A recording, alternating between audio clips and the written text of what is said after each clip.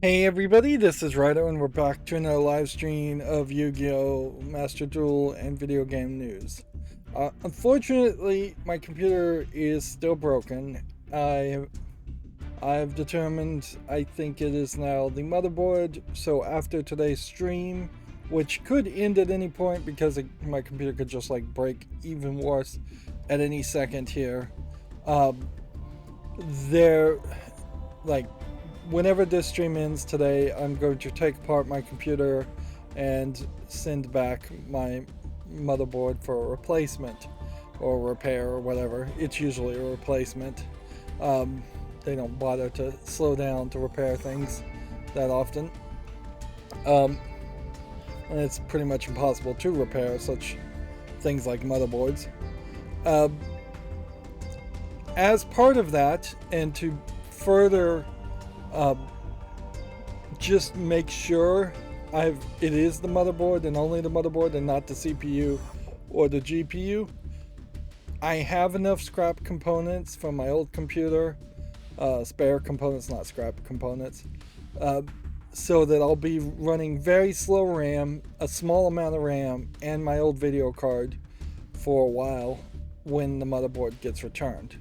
That way, the only thing that will still be in the new computer, if it's going to still show problems, or the same problems, hopefully it doesn't start showing different problems, would be the power supply, which I did swap out, but both of my power supplies have now touched this motherboard that I think may have the problem. So who knows how many things potentially could have been broken, shorted out. This really is a fairly low level electronics problem that seems to be happening here, that the RAM is actively breaking. So, like, I don't have a spare AM4 Anthlon Ryzen processor. That would be the thing to swap. Also, I don't have a spare power supply. Ideally, if the motherboard works fine for about a month, which means I'm just gonna have to finish recording like Ni no Kuni on a Wars graphics card with less RAM, whatever. Like I'll make sure to mention that, but it probably visually won't affect it much. But if it goes for about a month and we're not seeing any kind of crashes, any kind of problems at all, then what I would want to do is try and stick the RAM back in, or actually I would want to stick the video card back in first, and then make sure that's all good for another month, and then think about putting the RAM in.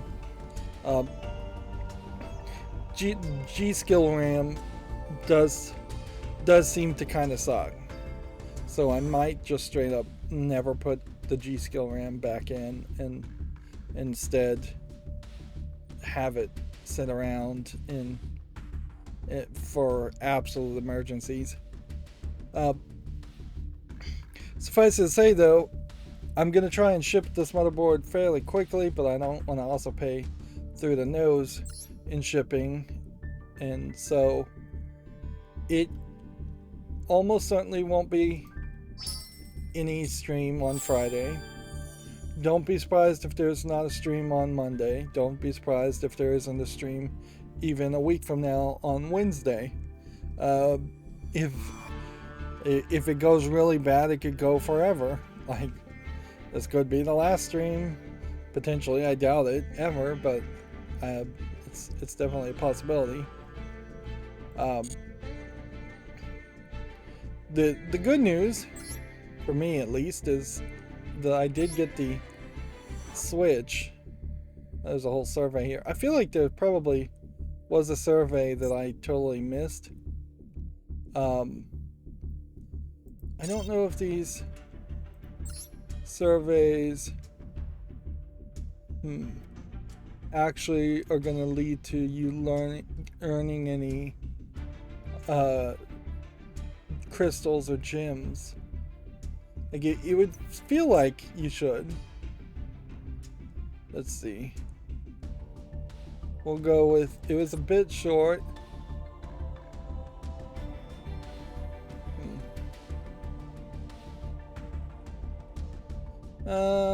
I'd say yes.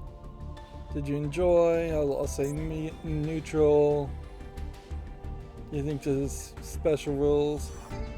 I'll go neutral.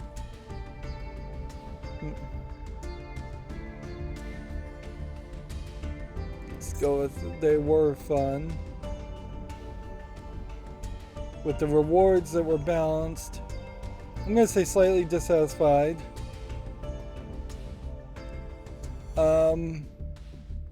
I'm gonna say dissatisfied on exclusive event features because that's gonna kick people in the butt as far as new players.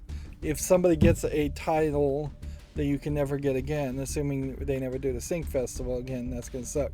Now, if they bring back the Sync Festival once a year, that's fine. If they have special, yeah, I'll go with neutral.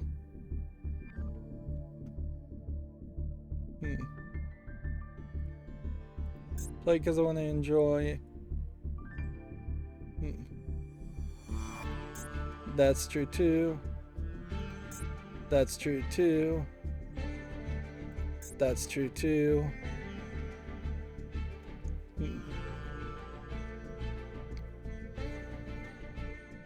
Let's see. Theme cards, theme duels that match with certain cards that appeared in the manga and anime. Fast paced games where the time is reduced.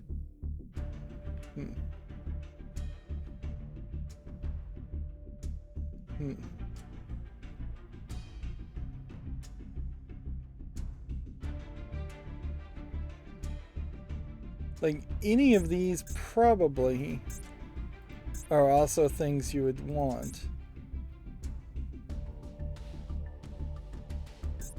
Like, you want as much variety there.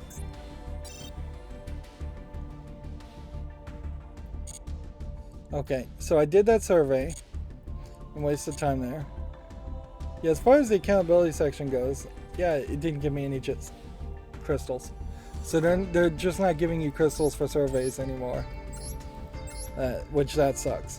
We're almost back up to 10,000 here. I did play a little bit off screen. And yeah, I guess I don't have anything else to say as far as my computer's going to be down. I'll take this time to play my Nintendo Switch and focus on Pokemon Snap and New Super Mario Brothers. And let's see, I have Super Mario Odyssey, so I can focus on that for a week. It even might give me an excuse to try and work on my server computer, or probably not. I probably won't work on the server computer just for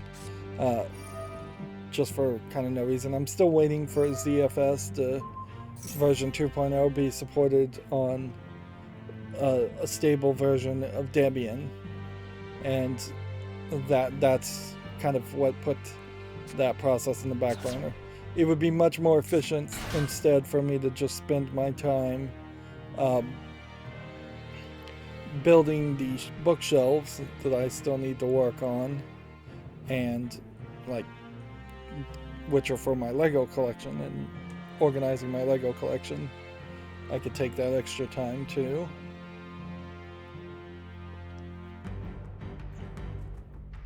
And I have another piece of furniture I need to disassemble and prepare to get rid of, because it's too big of a desk and I've never used it.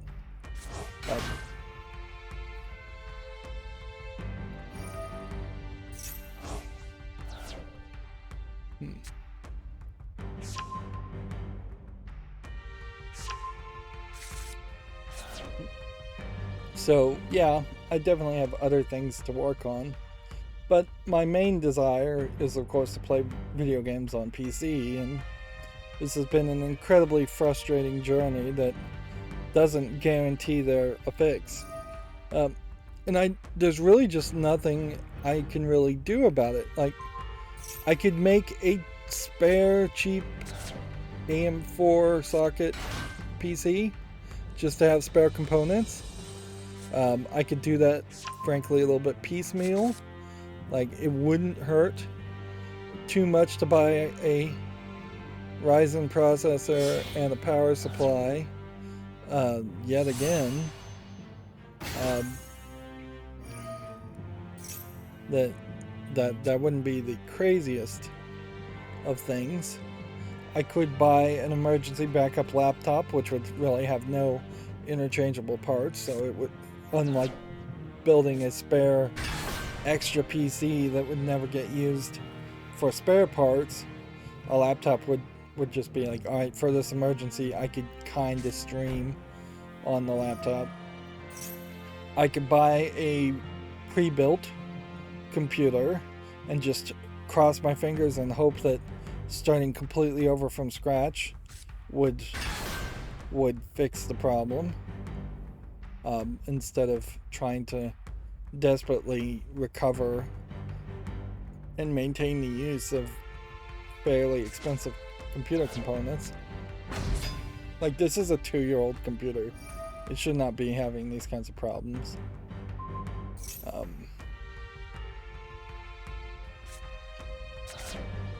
But yeah.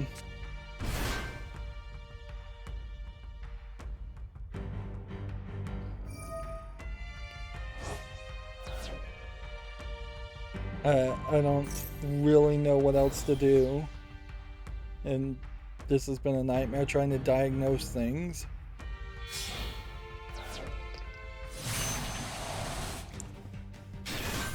I would think really a lot of it is a case that if you just had a software issue, I am technically advanced enough to know how to deal with the software issues to just either avoid them completely or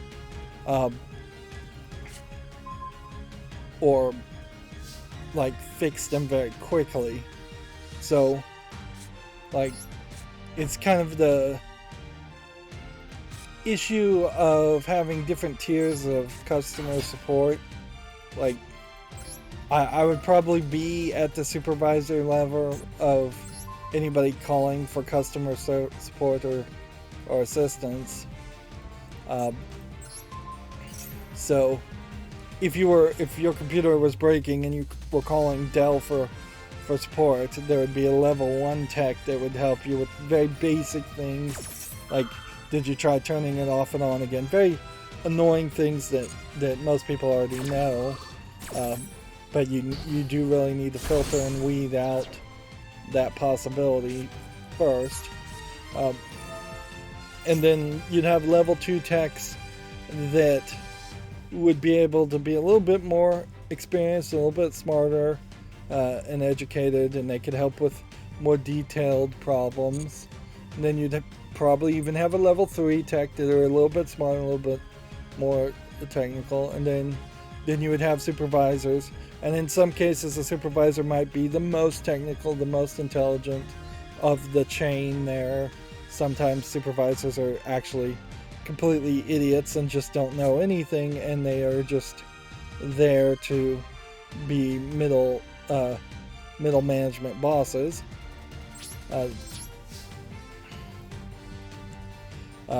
So there's definitely that case also. And outside of the chain, if there really is some like problem that nobody can figure out and it's just really weird, that's when you would give it to the actual tech teams, the IT teams, the DevOps teams to investigate things. The actual engineers who might have built a Dell computer in this example. And yeah, I would imagine I definitely could fix any level 3 problem myself. And this is getting down to, is this such a faulty unit, or was there a power outage? Because there has been a lot of power outages that short-circuited or broke my computer, or is it some component that short-circuited it, or is it just a weird fluke? But that's really all I can say since I don't really know anything. I did find something out. Up until this point, I've been using the buttons on the side of my mouse to manually run batch files to start Windows Magnifier. I don't know when it happened. It could have happened years ago. It could have happened just this week. But Windows Magnifier now has a kind of different option, which is what I'm looking for. And it has always had like shortcut keys you can press on the keyboard. So I've been able to kind of abandon my own code in favor of doing it the more standard way, which is good because that means it won't have to run as an administrator, and it means that I don't have to rely on my own code or maintain my own batch file code instead. And it looks a little different, but I want to show it. So now when I turn on the magnifier, you can stretch and zoom, make this box taller or narrower to magnify things. And it comes in a little bit of a zoom animation that I don't think quite shows up all the time. It's more of it just pops up immediately, but then you have a zoom out animation where it gets smaller when you close it. Weirdly, because of the way OBS captures games, the magnifier will not show in the recording because I have it open right now. Look, it's open right now, but when I come over to the Master Duel, I see it as magnified, but you don't. Which, that's cool, because then that gives me an opportunity to differentiate whether I need to make something bigger for my own vision while not messing up the recording. The reason why it does show the magnifier when I'm showing the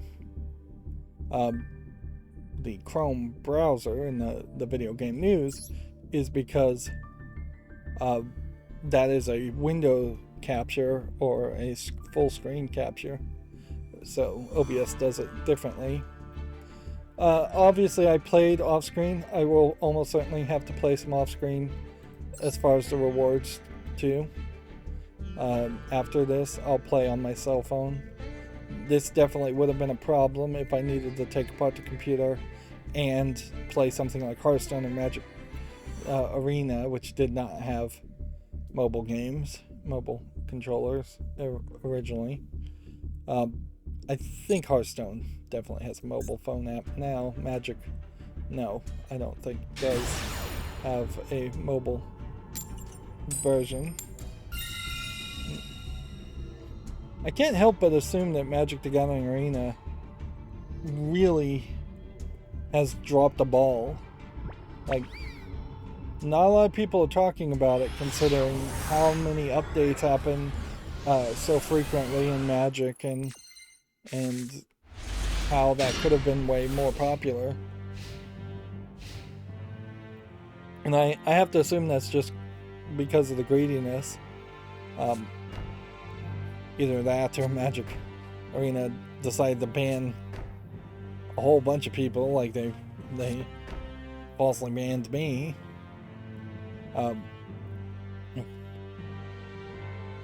So yeah, good news. I definitely am contemplating it. Now is really not the time to do it, but I am definitely contemplating like a fresh Windows install. At some point it might even make some sense to try and go to Windows 11, although there's really no reason to jump to Windows 11 as a gamer.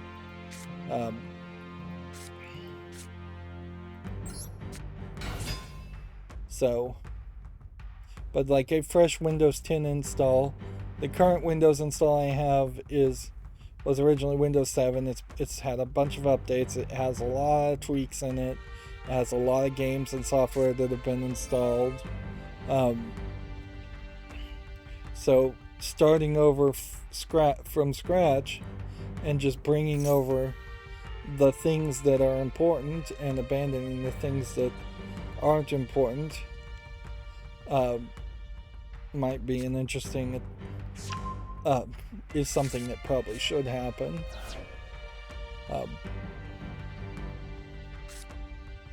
But it's really not the time to do that.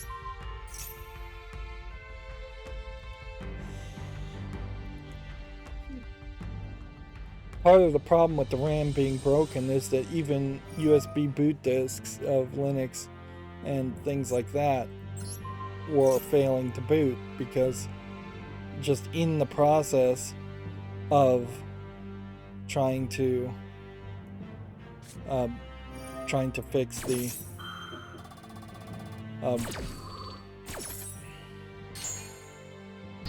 in the process of trying to boot, the RAM was corrupting the operating system kernels and all of that.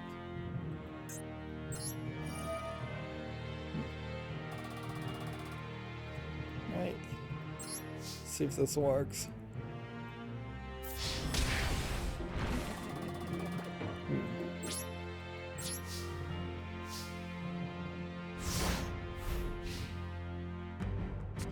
Yeah, I kind of wish I had more feedback as far as components. Like, I know I have a Gigabyte 2080 RTX video card, so if somebody told me that was a graphics card that was having problems, particularly recently amongst a lot of people.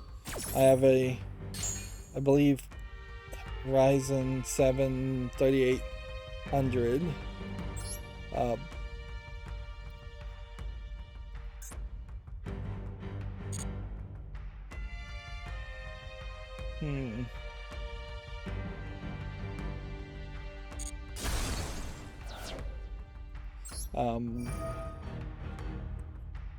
I have G-Skill Ripjaw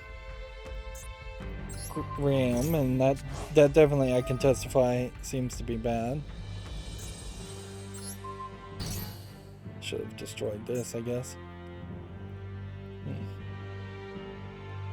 Yeah. And then a Gigabyte X570 UD motherboard, which I think is the shortcut. And then Corsair 850X modular power supply. And that's about the only things that I think really matter. Samsung 970 Pluses has 2 NVMEs and some very old Toshiba hard drive. But I seriously doubt it's the NVMEs or the hard drives.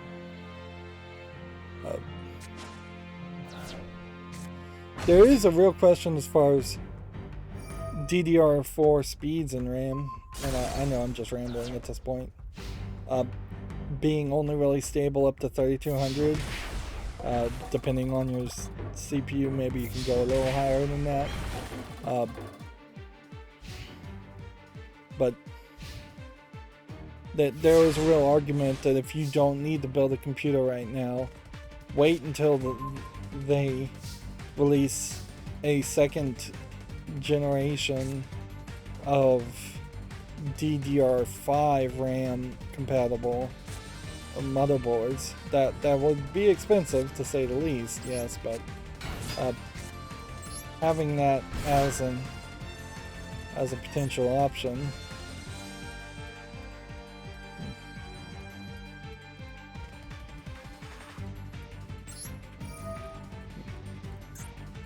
Like, getting to a DDR5 standard would be a hopefully more stable, standardized way of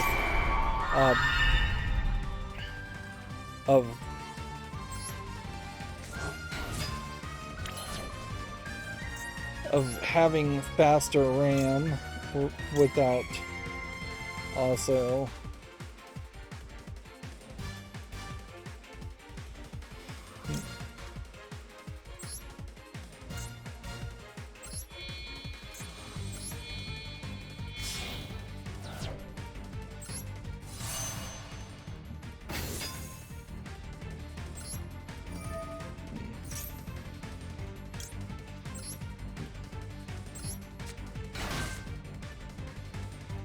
Okay.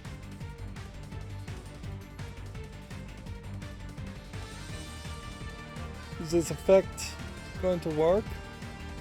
Probably not.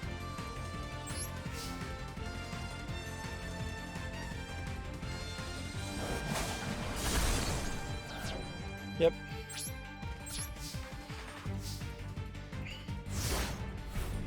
Alright, well, I could probably ramble on. Yeah, I guess the only other thing I would say is it would be really nice if there's a couple improvements that I thought of. One, Ethernet connectors. This has nothing to really do with my current computer, but Ethernet connectors in general have been very standard for a very long time, and now by modern standards, they're just too tall. The network cables are about twice as tall as any other connector when you look at something that's more like USB-C, or even in the old days, if you were to compare an Ethernet connector to a 3.5mm mini stereo jack connector, like, they've always just been really, really tall to fully enclose a circular rounded network cord, which those in newer standards have also gotten kind of thicker. So there's even a slight argument for even thicker connectors. And then there's also just split between what a internet service provider should be using as a cord in the background, which at this point should be almost all fiber connectors, or gigabit over copper type connectors, something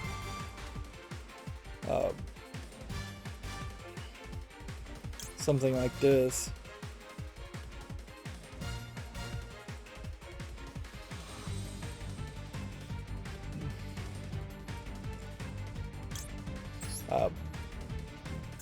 So the network Ethernet connectors, I think they're called RJ45s, but yeah, that register jack, they need to make a new one that's about half as tall. Like, maybe that would lose some like dust and water protection, but that's probably not even a big deal, because this standard really should be just for end users that are going to have shorter connections anyways. But yeah, it is getting very, very ridiculous to see things like laptops that have to figure out gimmicks as a way to put a network cord in their thinner laptop connections. And yes, Ethernet goes through Thunderbolt. It goes through USB-C if those connections are wired. So everything could be USB-C. It's a little crazy to potentially run a USB-C cord all around your house for networking. So you would probably have to make a adapter that lets you run networking on a USB-C type connector jack. Things like Raspberry Pis and things like that have been limited, certainly, by the height of Ethernet, and the best you can try and do is make the connector go through the middle of the board so that it is as thin as possible, but it's definitely not thin enough.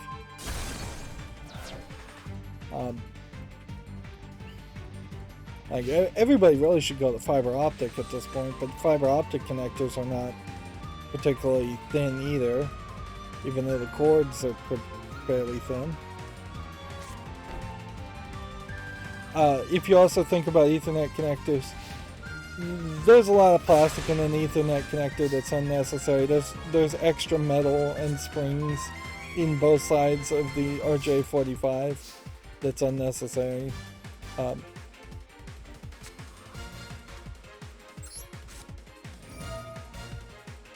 Let's see.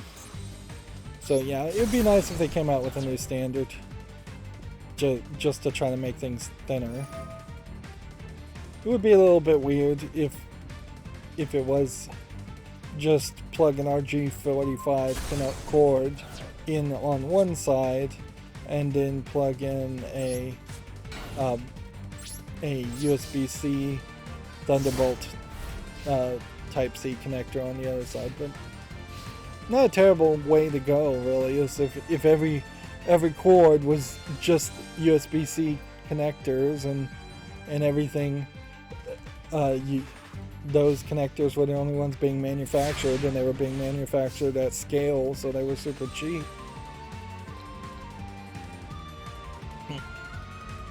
It wouldn't be crazy to have a RJ45 injector to USB-C cord.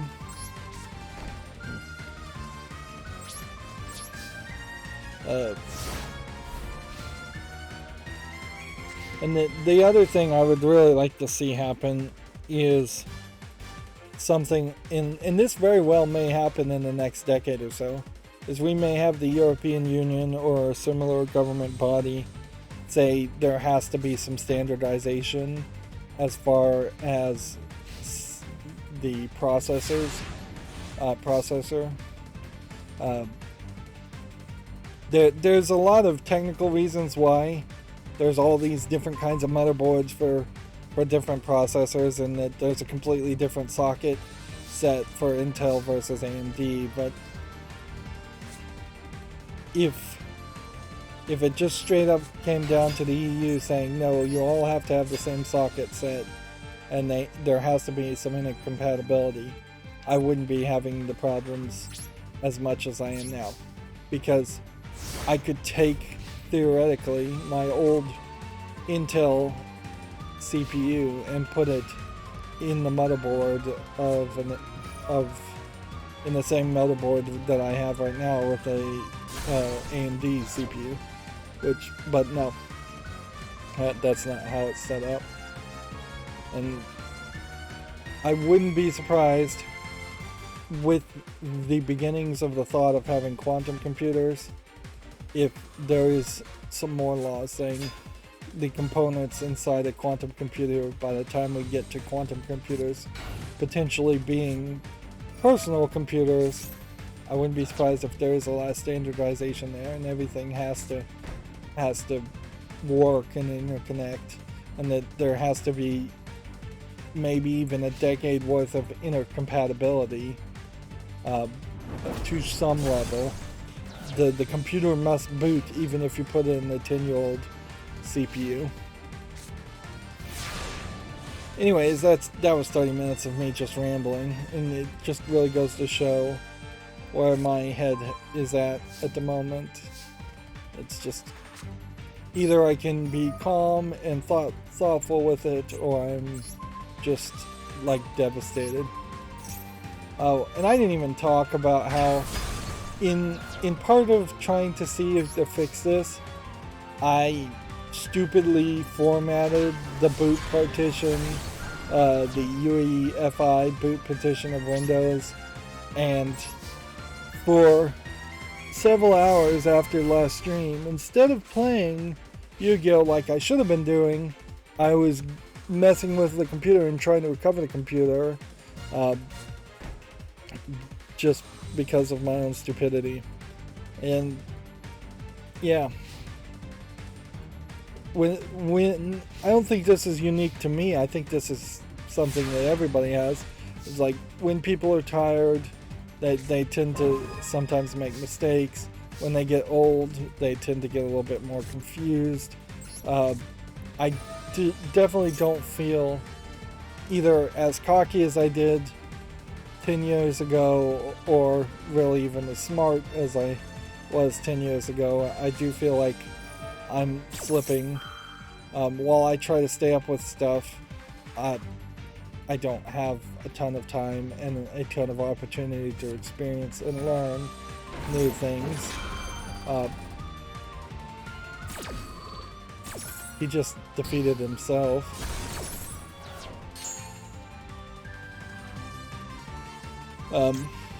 So yeah, after formatting that, I felt really stupid, and that's no fun. And I know at a certain level, as far as PCs and gaming, I'm not stupid. I'm really, really smart. Not to brag, but I am. What can I say? But there definitely are maybe some blind spots. Everybody has blind spots. And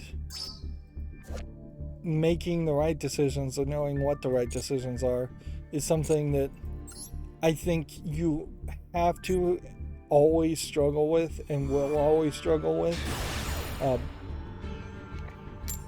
It's totally possible to have your head full of very high level thoughts and high level solutions to high level problems and not keep your eye on the ball as far as just low level thoughts and problems. And so, yeah, when I deleted the boot partition, I really don't have another computer up and running to install like boot recovery USBs on that. I need some slightly bigger USB thumb drives too. Anyways, so like I was literally trying to find something on my cell phone so that I could write a Linux special boot recovery Linux image to a USB drive from Android. And there is a software, let me see if I can name it. There's a couple of softwares that I think are just straight up scams and don't work, but which that's pretty much true for any apps on Steam. The software I used was called Etchdroid, ETCHDROID. It doesn't require root, and it can write raw or image ISOs. And so, if you have a USB on-the-go adapter from for your cell phone, and you can plug in a thumb drive into it, that worked for me on my cell phone. It may not work on all cell phones because I don't know if all the USB on-the-go phones or all cell phones can do USB on-the-go.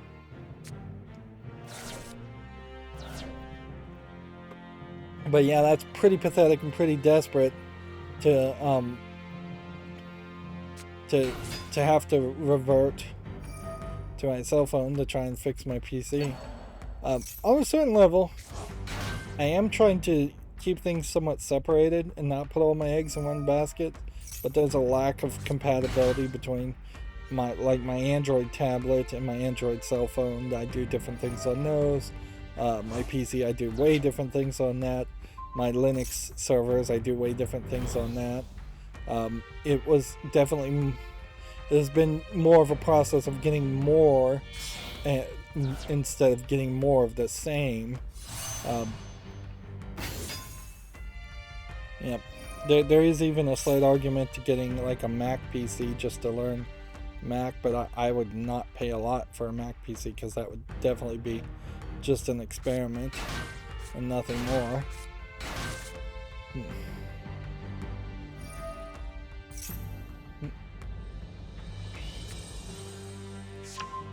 Let's start going through the news. Again, I did say at any point this could break.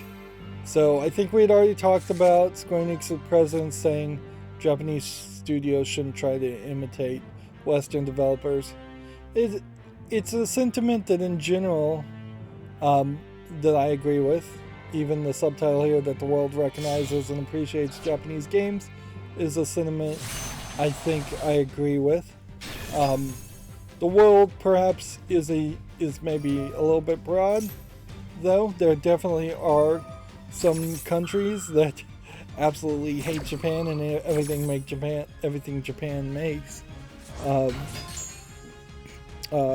So, like, I doubt Australia as a government is particularly recognizing and appreciating too many Japanese games, or Korea, as a government really recognizing and appreciating Japanese games. North Korea not appreciating or recognizing any video games.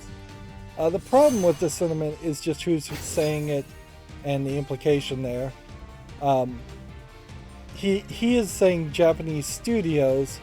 In reality, though, Square Enix has really failed to make good games, so that the Western world and has really appreciated that. I don't even think Square Enix is really making great Japanese games that the Japanese are appreciating enough.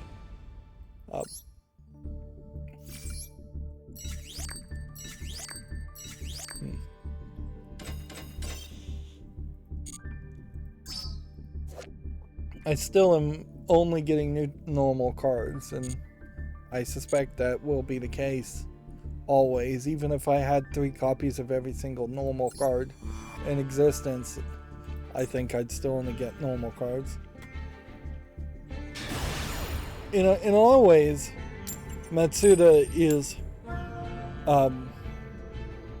is doubling down on their Japan first strategy that has failed them for years, in which they are going to barely do anything to support any of their Western studios, Square Enix being a publisher and owner of studios, or publisher for studios, and then they're going to focus all their attention on their Japanese studios, which really only make Final Fantasy.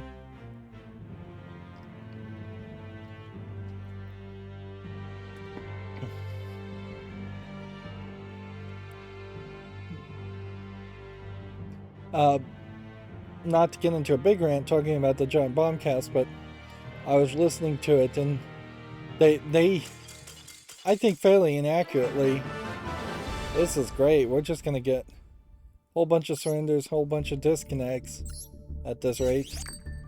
Good. If I can play some ranked and get all the rewards, that would be excellent for today.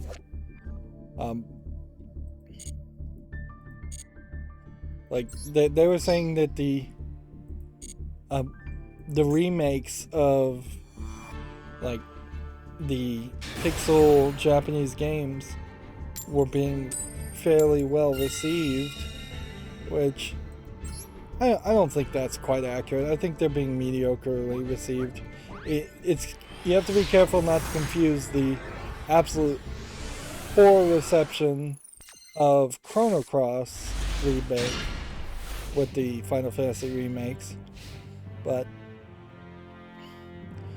yeah, even the Final Fantasy 1, 2, and 3 remasters aren't blowing people out of the water like they really are going to go back and play those games. Because that game, Strangers in Paradise, apparently connects as a prequel, sort of, to the first Final Fantasy game, which is kind of crazy. It would be hard to see people play Strangers in Paradise and then feel the need to play a much older game.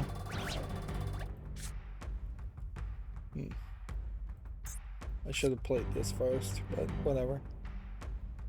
This may work out fine.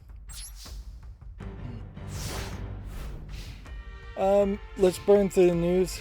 We may just have some duplicates again, like Returnal saying that you could always do more for accessibility we already talked about. Some people allegedly have data mined a version of the Switch's software, a newer version, and a Switch Game Boy Advance, Game Boy Color emulator seems to be referenced. So I almost assume it's a good assumption to assume that Game Boy games were always going to come to the Switch. I assume Game Boy Color will be the real thing, not Game Boy in black and white. that'll probably be an option, but I couldn't see any reason why you wouldn't just use the superior Game Boy Color for that. The hardware is different in Game Boy Advance, and that's why you would have a separate Game Boy Advanced emulator. Let's see how this goes.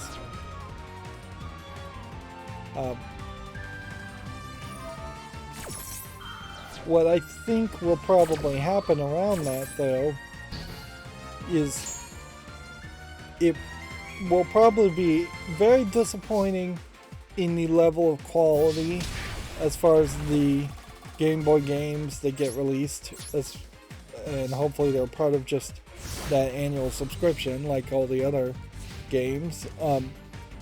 I imagine the quality will be disappointing. I imagine the quantity will be disappointing, because there was a ridiculous amount of games that were released for Game Boy Advanced that A, sucked, B, were really short, and C, were just flooding the market. Game Boy really was the point where Nintendo took its boot off the heel of publishers and let them make and sell as many games as they possibly could. So while you can think maybe the Game Boy Tetris game makes some sense, and the Zelda games and first-party title games make some sense, there really isn't going to be a lot of other games that still have licenses, that still have relevancy, that you'd still want to play. And even the first-party titles aren't going to make the most amount of sense, because playing like Kirby in Dreamland, for instance, or Super Mario Land 1 on Game Boy, that's going to be a really rough experience for kids, as even compared to playing modern Kirby games, modern Mario games.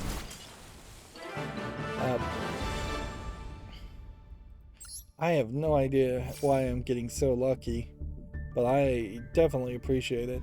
Maybe today's the day my luck turns around, if I truly believed in luck, which I don't. Yeah, we could get to 100 on the Game Pass, and that would give me about 50 days, in which I wouldn't even have to worry about that.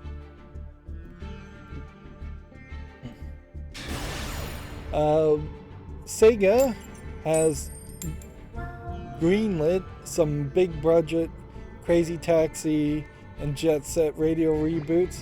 This is going to be the first two, quote, super game titles, it's been claimed.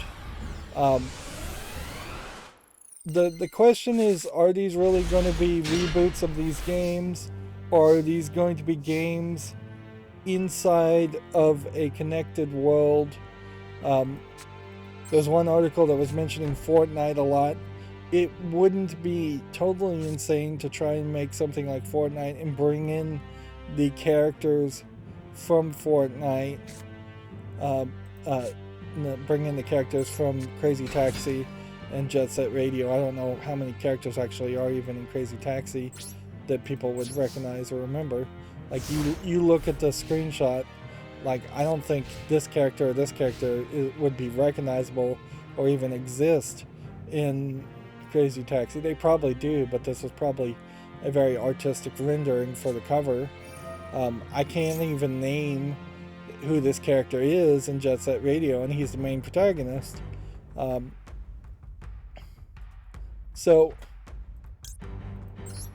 unless you were going to try and create multiple games in the same world, kind of trying to make a metaverse in the form of a video game, you almost have to assume that this really is just going to be a collection, that there would be a Sega arcade, like so many other collections of Sega games, that you stay within the same application, but you can go and play Crazy Taxi or Jet Set Radio.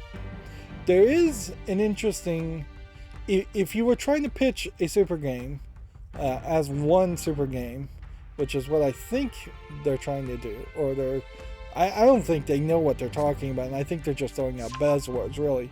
But if you were going to try to pitch a super game, and you were looking at these two games, what is the similarity of these two games? Well, you have one that's set in a city where you're grinding and spraying graffiti, and one that's set in a city where you're driving all over the place. Well, if you had the same city there, since the city is the thing that stands to my mind as being something that could overlap and be connected. Now, there are cops chasing you in Jet Set Radio because you're graffitiing, but there could be cops chasing you in Crazy Taxi. You could potentially make a slightly softer Sega-themed Grand Theft Auto super game. You're in this open world, you can get in a taxi, you can do taxi roads. You're in the same world, you can put on your skates, and you can grind and do skating. That's pretty much two very different engines that you'd have to program, and two different art styles, really. But yeah, if you were to try something like that, that might work. If you're going to try and have like a Mario Odyssey, Kingdom Hearts type thought, where you go to different worlds, but it's one protagonist, one custom character that goes to different worlds, you might do something there. The problem with any of these thoughts, though, I think, is that it all kind of falls apart in the fact that there is not really a lot of interest around Sega games.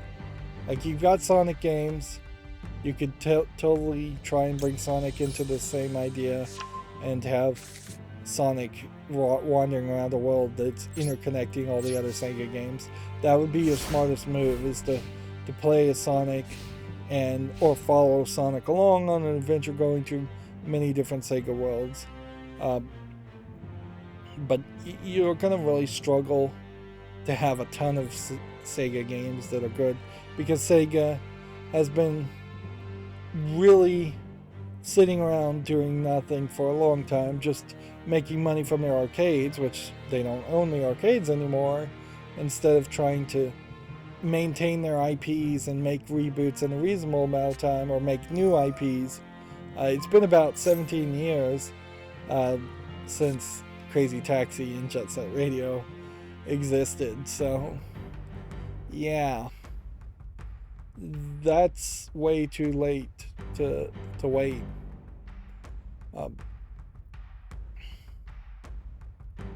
But at least it's a plan, and Sega pretty much didn't have a plan up until this point. So they're going in the right direction. Hopefully they make some new IPs also and try to establish a new persona, because they can't just be the company of Sonic and Sonic only.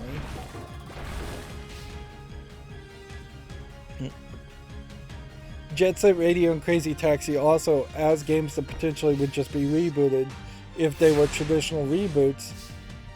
Probably won't be that good. Like, the concepts are pretty simplistic.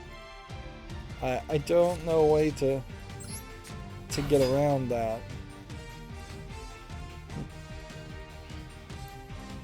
Let's see, we already had talked about this. A Streets of Rage movie is reportedly being developed by the team behind Sonic. Apparently, right after the Oscars is the time when all greenlit projects start getting leaked and talked about. Because there's been quite a lot of movies being greenlit. The creator of John Wick is seemingly tied to the project, which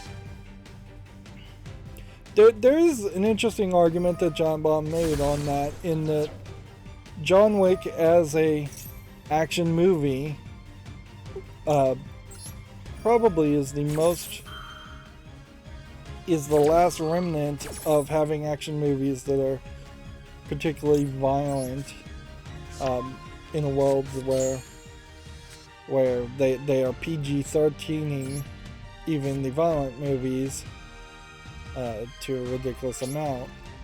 So if you wrap a beat-em-up action movie around the idea that it was based on a video game called Streets of Rage, which was literally just a parody of the action movies of the 80s, which were super violent,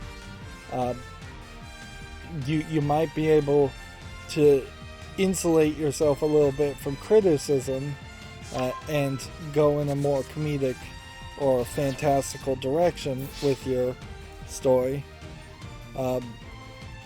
because otherwise you do run into the problem of just John Wick is kind of a rather the John Wick movies are rather violent movies, and they were liked because of that, but I'm sure there was a percentage of people that were criticizing them for being too violent also. A probably insignificant percentage of people that in the long run probably shouldn't have been listened to, but there's certainly a thought there.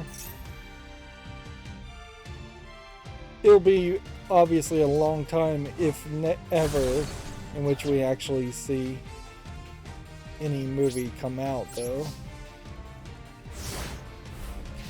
Moving on, Video Games Chronicles says Elden Ring patch 1.04 is out, adding new NPC events and improved performance. I suppose check out this article if you're interested, or just play Elden Ring if you're interested in Elden Ring. I'm sure there's everybody out there.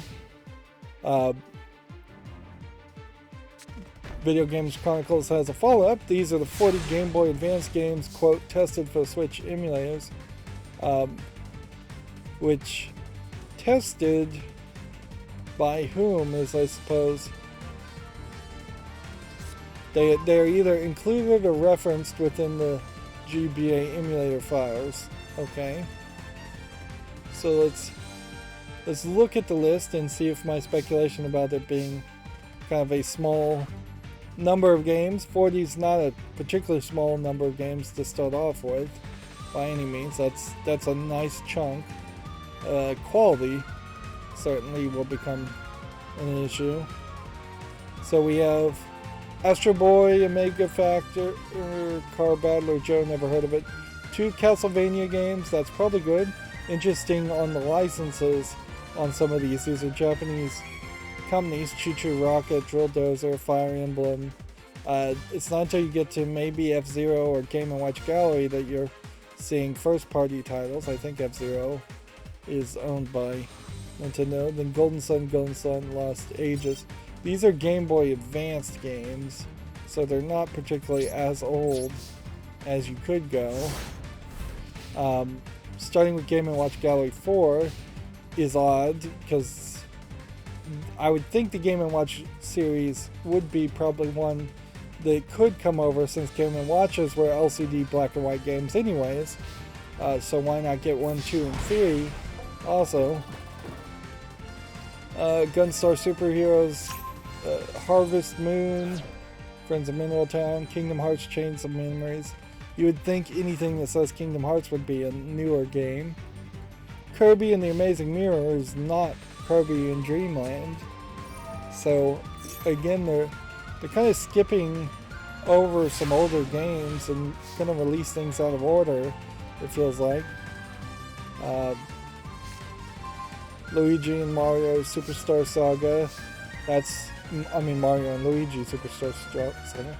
It would be interesting if they made a game called Luigi and Mario or something. Superstar Saga, I think, is one of maybe 4 or 5 Mario games that have been intentionally forgotten or abandoned. this may be a list that grows to make more sense later. Mario Golf Advanced Tour, Mario Kart Super Circuit. I don't know why you'd even try to do a Mario Kart when Mario Kart 8 pretty much does all the previous routes anyways. Mario Party Advanced. Maybe you wouldn't want to release that to cannibalize Mario Party 10 or 11 that's on the Switch. Mario Tennis, Mario vs. Donkey Kong. That is another kind of like Game Boy Advance game that didn't become a series. Then you have some obvious gaps here. Mega Man Battle Network 5, Team Proto Man, which makes me wonder if there's a different Battle Network 5. And then Battle Network 2, but not Battle Network 1, 3, or 4. Mega Man 03, but not 0, 2, or 1. Metroid Fusion and Metroid Zero Mission, bringing over the Metroid games. Probably makes sense. The problem with a lot of these games, and I said it before, but it still needs to be pointed out, is the titles sell these games pretty well. The actual amount of hours you put into these games don't sell it that way. Even the Advance, which had a rechargeable battery, as far as the Game Boy Advance, it maybe had 4 or 5 hours of battery pack. So unless you were tethering all the time, you weren't going to be able to beat a game beginning to end. And the Advanced had save files, whereas the original Game Boy, a lot of games didn't have save files and instead had codes, which was still a nightmare.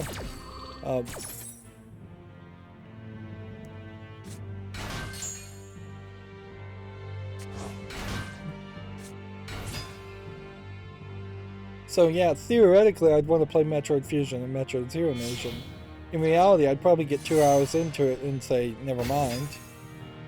Driller 2, Ninja 5-0, Pokemon Mystery Dungeon, Red Rescue Team, Pokemon Pinball Ruby and Sapphire, Super Mario Advance, Super Mario Bros. 3, which that was an awful title, Super Robot Tyson, Original Generation, Tactics Ogre, The Knight of Lotus, Wario Land 4, WarioWare, Mega Micro Games, Yoshi's Island, Super Mario Advance 3, and then The Legend of Zelda Minish Cap.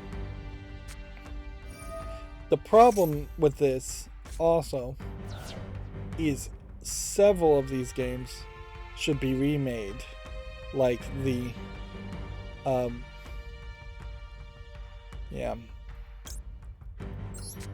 several of these games instead should be remaked, like the Link's Awakening Switch game that I played, and I liked that perfectly fine. It was a relatively short experience at maybe 15 hours, whereas the other game could have been 60 hours otherwise. But yeah, remaking the game, remastering the game, they didn't really remake it, they just remastered it with better graphics, I think was much more of an effort and much more of an appreciated effort by me. So what this implies to me is that they are giving up on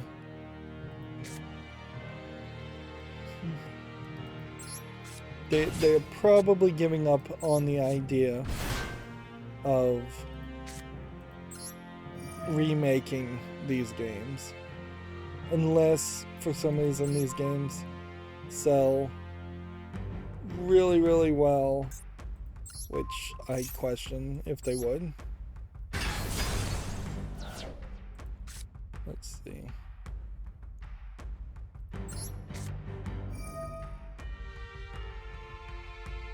Nope, I don't want to equip that. I guess I have no choice.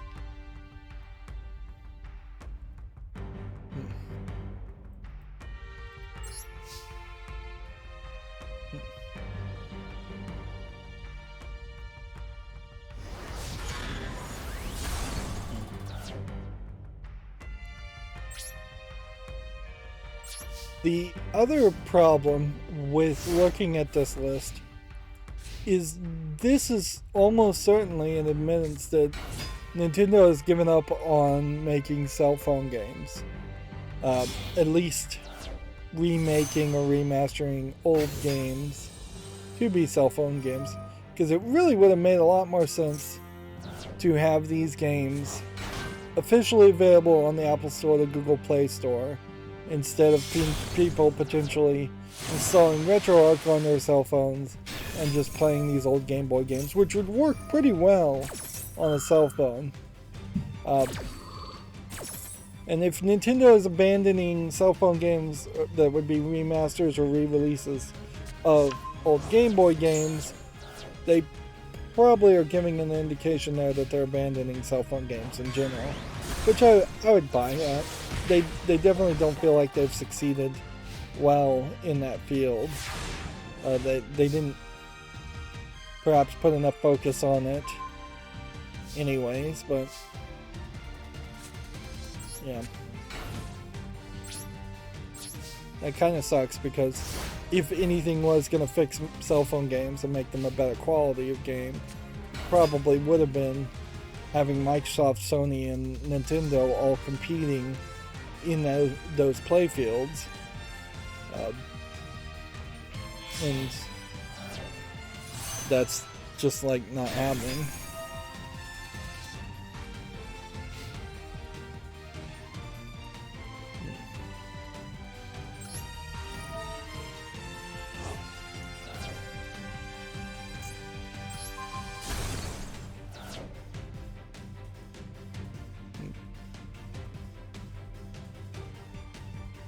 Let's see. Moving on, Video Games Chronicle says a PlayStation animator could be hinting at a Last of Us remake for 2022. It was previously reported the unannounced title was nearing completion. Remake, I think, is probably questionable. I think it would just be a remaster.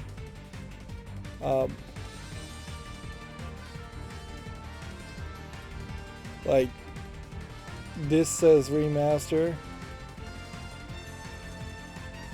I guess if maybe there's already been a remaster out there, maybe they're gonna have to call it a remake, or do some slight changes to make it a remake. I just don't know how you could quickly and easily remake something and change Last of Us 1 in any real way. Like, just porting it to a slightly improved version of the same engine probably isn't going to change much. Here's a screenshot of, I believe, Ellie, and it's just like, wow. Boy, does Ellie look young here in this screenshot compared to even the images. Yeah, she looks pretty young there too. Like, the game really fell apart in my mind. She just grew up too fast. Compare that to the Walking Dead Telltale series, where the girl is fairly young, and definitely has a growth spurt between a couple of games, but she doesn't. Ellie in Last of Us goes from being probably about looking where she's about 16 years old at the oldest, and then in the next game of Last of Us 2, she looks like she looks and acts like she's 22 years old at the youngest. It definitely feels like in Last of Us 2 there should have been more of a transition in her personality, transition in her just physical appearance. This is from someone who hasn't played any of the games, though, so maybe it works out better in the games anyways. I don't know if you were going to try and make a Last of Us 3. I don't think you really could do that. How you could move the story forward. Like, at a certain point, if you were going to make a Last of Us 3, you might as well have Ellie be in her 50s or 60s, like really, really old 60s, 70s, which, yeah. Even the gameplay mechanics in Last of Us 2 felt like they changed a little too much from what I saw in the advertisements. I'm really talking uninformed here. Arguably Dying Light 1 and Dying Light 2 potentially maybe stayed too similar, but I haven't heard anybody really complain about that. I think there's a lot of safety in keeping things very similar. Moving on, Video Games Chronicles says Battlefield 2042's latest update finally adds voice chat 6 months after launch. I don't care about Battlefield, so check out that article if you're interested. There is a references in this Game Boy data mine to the transfer pack.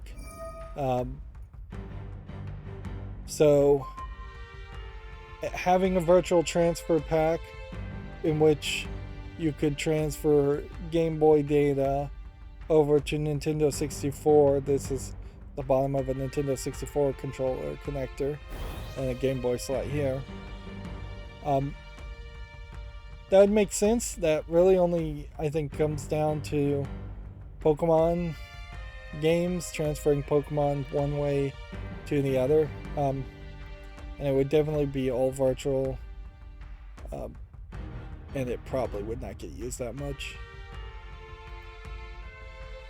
Even the original, in reality, when the Nintendo 64 originally came out and you could transfer Game Boy games over, there wasn't much to it. It was basically Pokemon Yellow, take your Pokemon into Pokemon Stadium on Nintendo 64 and fight with your Pokemon there. I think that's pretty much the only example I could even name as far as the transfer pack.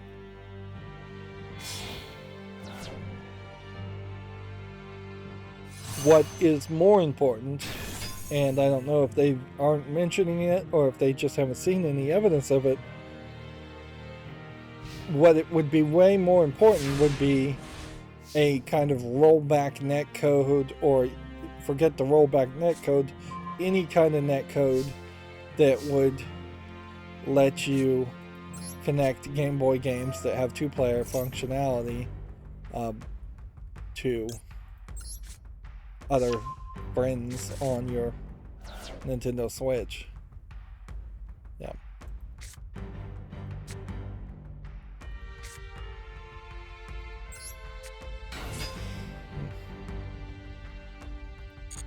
Just go ahead and not activate that.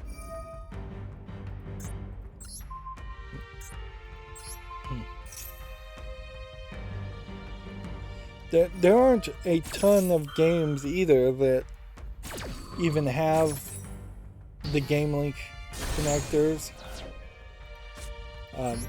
Again, a lot of it was just all Pokemon stuff. And so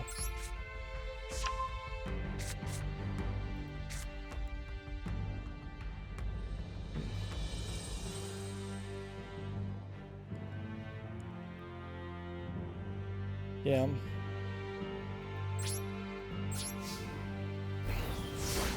If you're particularly not paying attention to or not trying to play the old Pokemon games, the interconnectivity on Game Boy games is not really necessary. Yeah, personally, and I've probably let people already figure this out, I'm not a super fan in actuality of Game Boy and Game Boy games. Like, I don't think they were particularly that good. I know people grew up with that, and that may have been their NES, and so just depending on your age, if that was your first console, there's a big reason to that. But yeah, I'm not a fan of the black and white art style or the low pixel resolution of the Game Boy Advanced.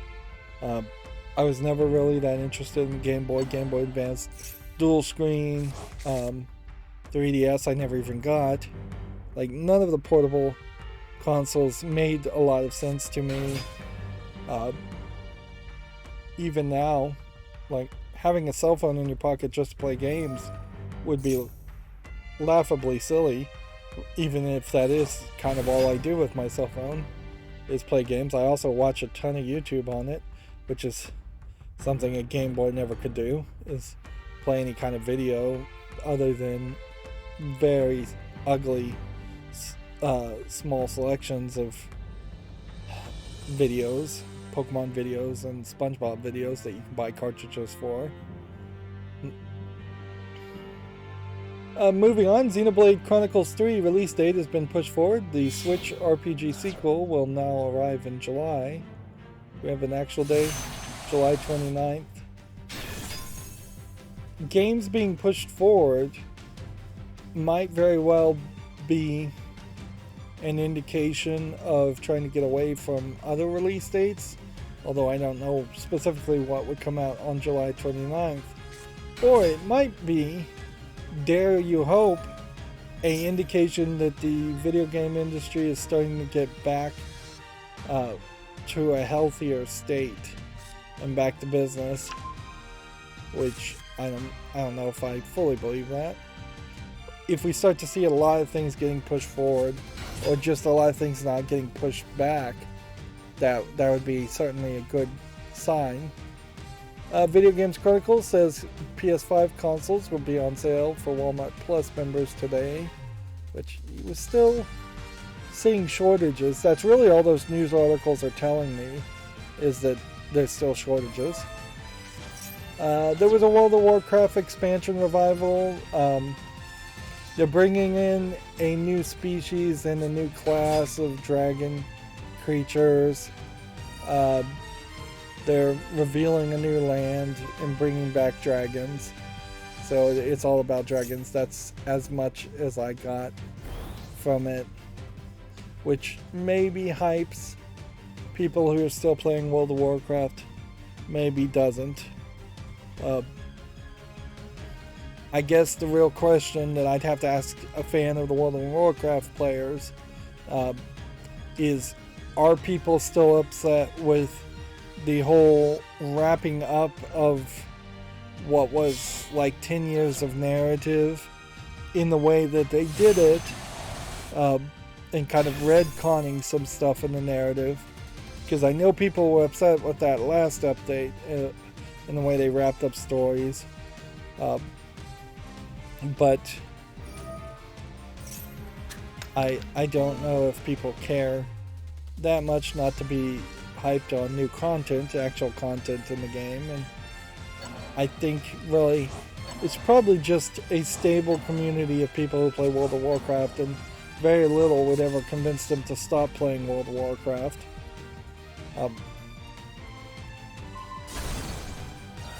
Moving on, the Pokemon Company has acquired its trading card game manufacturer.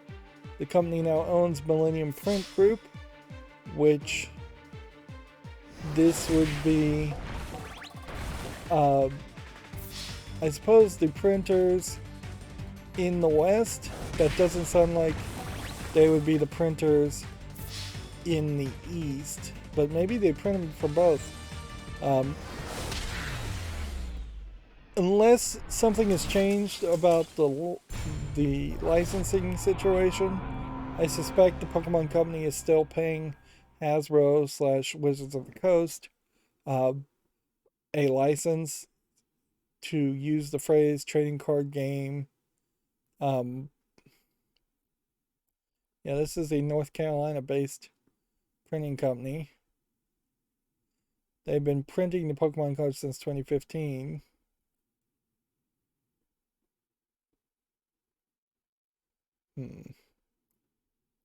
Bringing everything in-house may save them a little bit, but it also could be a nightmare, because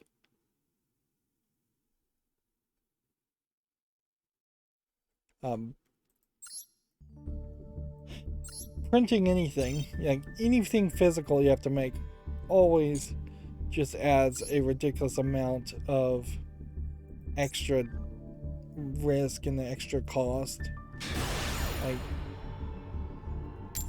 I wouldn't be surprised if acquiring the printing company is just a way of them maintaining the status quo until they can convince more people to go digital. Like, also, if you acquired the printing company, it could be that internally they were saying, put in this art that pushes people to play the game digitally. Not that there even is a great, like, Pokemon trading card game digital. There obviously should be a cell phone Pokemon trading card game, and there just isn't. There might be a website out there, but I don't think it's being advertised enough. It could be that the printing company was saying, no, we're not going to advertise against their own interests, and we refuse to print these advertisements. Now Pokemon Company owns them. They could force them to effectively put themselves out of business and say, push everybody to the digital.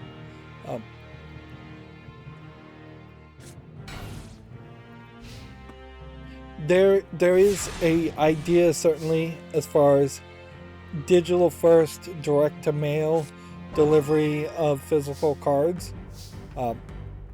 That could be a really cool idea if they said,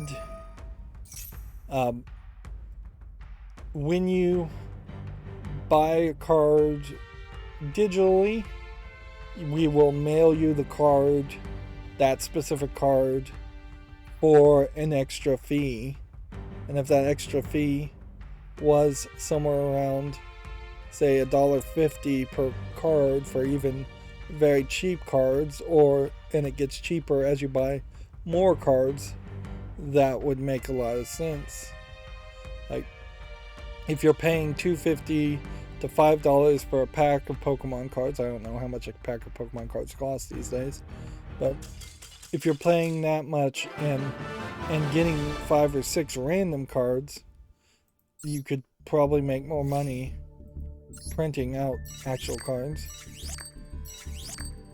So like a print on demand type service for the cards. It would let you eliminate having cards in shops, as comic book shops are going out of business or becoming irrelevant. And stores probably don't really want you to, don't want to take up the shelf space or have all the shoplifting associated with collectible card games.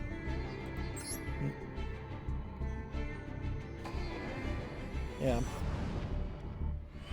But I think that would probably work oddly nicely, because you'd also get a lot of people that, if it was a gacha game, a free-to-play game where you have to pay real world money to open digital packs of cards, and then you had to pay a premium of having, after proving you've got those digital cards, if you have to pay a premium to get them physically, you could really make a lot of bank that way.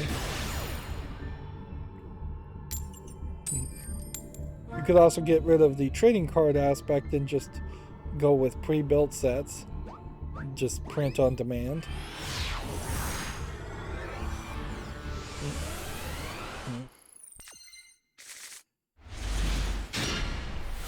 It really does open up a lot of possibilities. These were possibilities you probably could have done, or the Pokemon Company probably could have done without needing to purchase the print company, but I assume the print company was going out of business and that was going to be an undue burden. We haven't really seen a ton of news around companies just obviously saying, hey, we're going out of business. If any of our partners wants to maintain stability in the way they do business, they're going to have to acquire us and help us stay in business. Almost certainly that has happened in the past couple of years due to the pandemic and just economics in general. It's just not, there hasn't been a lot of news around it. Moving on, Halo's composers, apparently more than one, have amicably resolved, end quote, their dispute over Microsoft over alleged unpaid royalties. Marty O'Donnell and Mike Salvatore sued the Xbox maker in 2022. The problem with a lot of these lawsuits as far as unpaid royalties are often done by agents or lawyers, or even unions. So, and a lot of times it is just kind of oddly the way business gets done that that you have to sue to get paid what you're owed, or to even get close to that.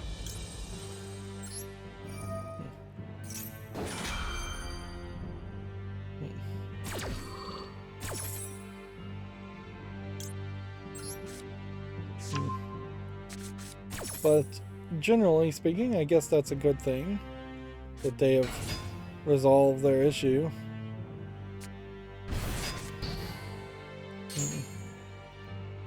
Until the next fight. David Jaffe has claimed he rejected a $100 million Tencent deal because, quote, because I want nothing to do with them. The Twisted Metal creator said he turned down the offer because of his views on the Chinese government, which I guess we've hit that point where at least David Jaffe feels confident enough to say out loud what I'm sure a lot of people are thinking internally, and it's not, in my opinion, the wrong way to think. I totally would believe that Tencent as a company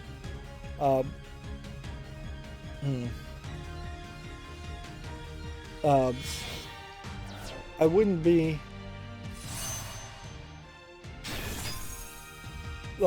surprised if Tencent as a company is just trying to do the best they can do as a company in China. But the problem is the Chinese government has literally a tightening stranglehold on video game companies and pretty much all companies in their country, and yeah, sometimes just embargoing and not doing business with people just because they're in the wrong neighborhood, while it's not the fairest way to act, is the only way you can act. There's a story we'll get to later about Ukraine asking Valve to start paying Ukrainian companies again, which brought up an interesting thought, certainly, around the idea of it would be interesting if worldwide every country in the world said, as soon as two sovereign nations start to go to war, we're just going to stop doing business completely with both nations until they stop fighting. Like just put a money stranglehold on both sides, in a very fair way to say, no, we're not taking sides with country A or country B. We're just going to say we're not going to give you any funding at all until this conflict ends, and both countries may just have to starve until their citizens potentially revolt and overthrow both countries due to their empty bellies as a way of ending war. Yeah, because undoubtedly the United States is very guilty of this, but a lot of countries are. Undoubtedly, there are a lot of countries that are getting funding to just constantly have conflict, constantly continue the wars. And if that kind of design, if the no food until you stop fighting mentality became the standard way of trying to maintain world peace, if that started to happen even internally on one country, that could be interesting. Of course, this assumes a level of like calmness and non-retaliatory actions by either one of those countries. For instance, it also, if that happened, would push people to resource wars even more. Like if a country that sold oil, some oil-rich country, said they weren't going to sell oil to the United States because the United States was in Vietnam, or in any number of conflicts. Like the United States in particular is constantly in these semi-war conflicts. So if every other nation would stop selling to the United States because of that, the United States in particular would then just start invading that oil-rich country for the resources. So it very possibly could backfire and escalate things. We need not forget the lesson that while tactically it proved to be very stupid, the bombing of Pearl Harbor by Japan was because the United States was selling its steel to European nations and not selling its steel to Japan. So we had kind of embargoed and wasn't doing business with them. So we effectively had picked a side. Maybe if the United States had said we're not selling our steel to anybody and we're just building up our own defenses, there might have been a different outcome, but who knows. So it might be better to keep people on the trickle and do a little bit of business with them so they don't get too desperate. And that's often the argument for bringing in emergency aid and food and supplies, is so that the countries don't get incredibly desperate. But there's a difference also between, and I'm talking war and politics in a video game stream for no reason here. There's a big difference between like a Russian citizen starving to death, or probably even more accurately, a Shanghai citizen starving to death, and Putin getting desperate because his invasion isn't working. Like there's a different level of desperation and a different reason why there is desperation there.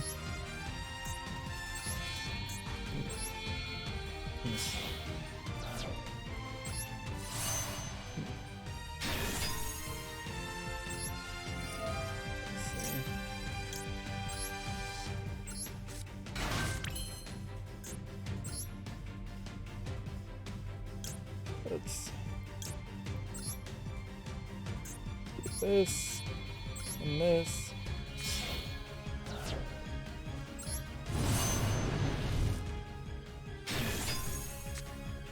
Got it.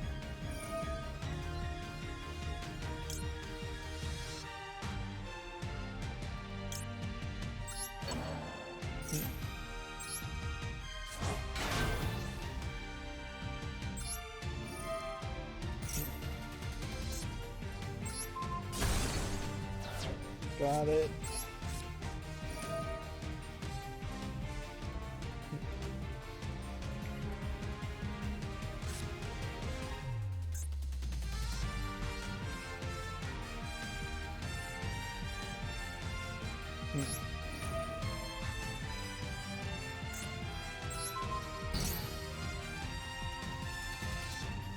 Alright, well that didn't do anything, but whatever. Overall, I think that succeeded fairly well. Moving on, the former Uncharted director Amy Hennig is making a new Star Wars game. This is the second game in development from Hennig and Disney. What was the first one? She was one of the main creative forces behind the Naughty Dog Uncharted series.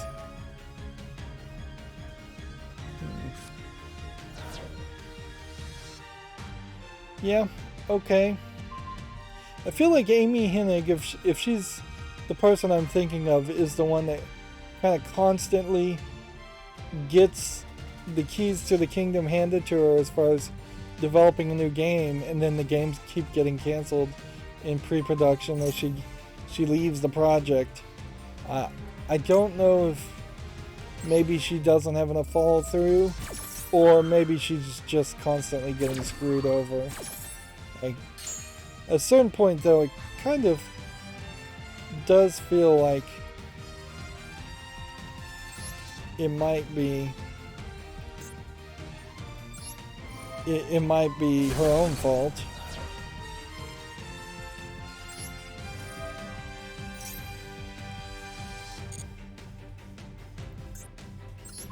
In that she's possibly just creating her own problems.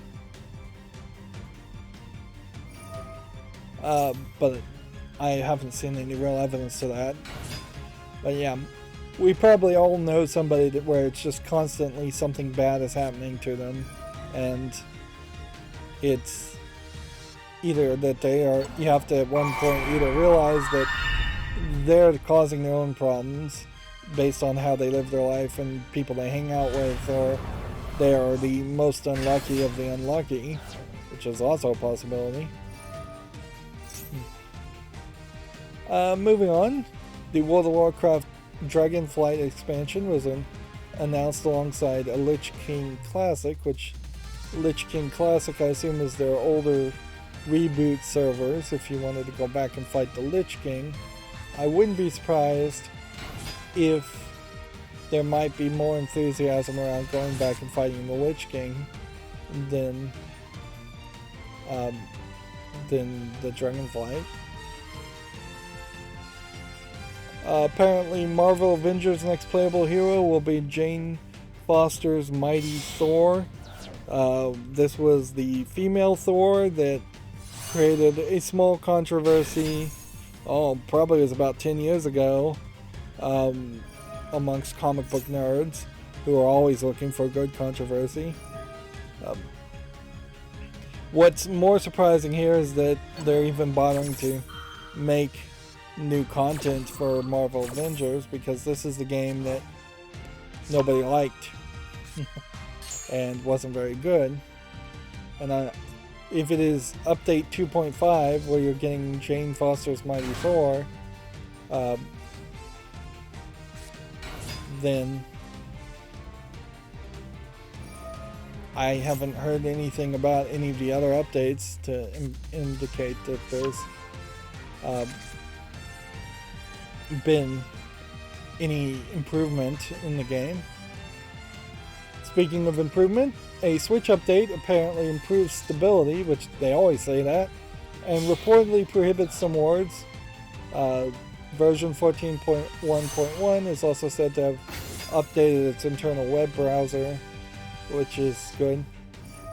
Actually, speaking of things that need to be updated, 7-Zip, the popular compression decompression open source program, apparently has a bug in it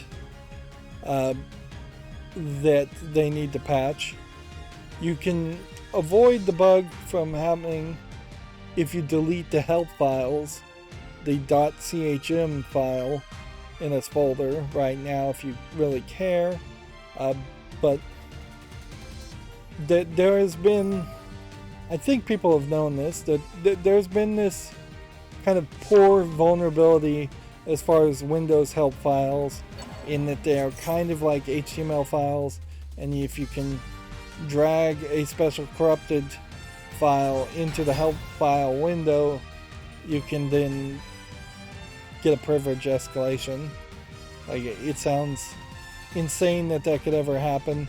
It shows a lack of sandboxing as far as Windows help files, and Microsoft hasn't really worked on Windows help files in probably decades, since like Windows 3.1. I don't think too many people even use help files, so they might as well just remove them at this point.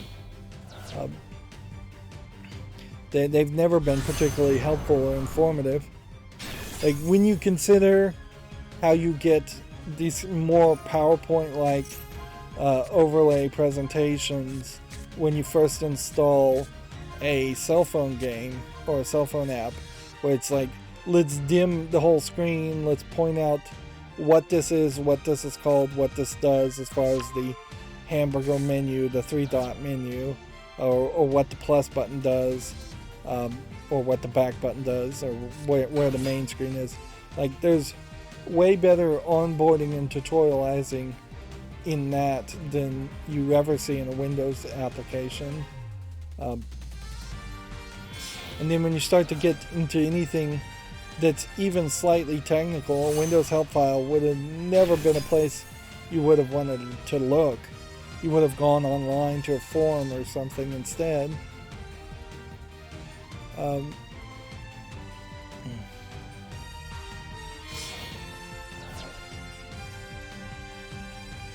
Okay, there's a list of banned words being linked here.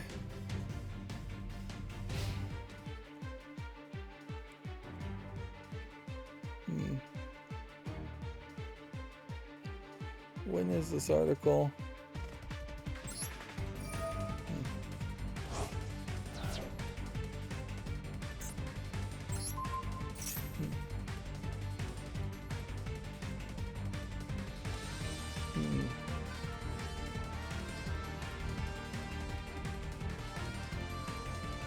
Well, the link that took me to a list of banned words from Video Games Chronicle just took me to an older article mentioning that things like KKK, slave, Nazi, COVID, and ACAB are being banned.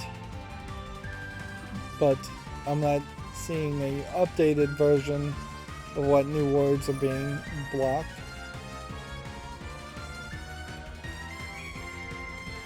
So we'll have to leave it at that, I suppose.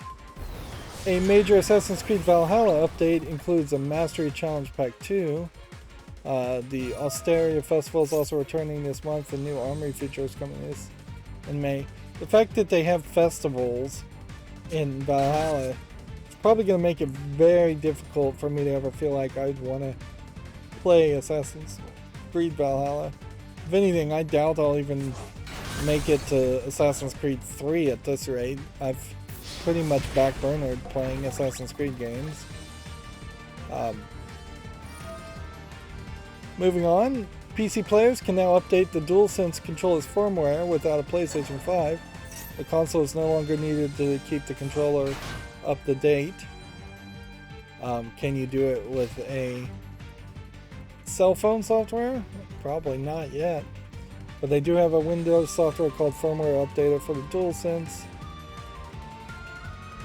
That is definitely a step in the direction of better support for PC players that just absolutely love the DualSense controller.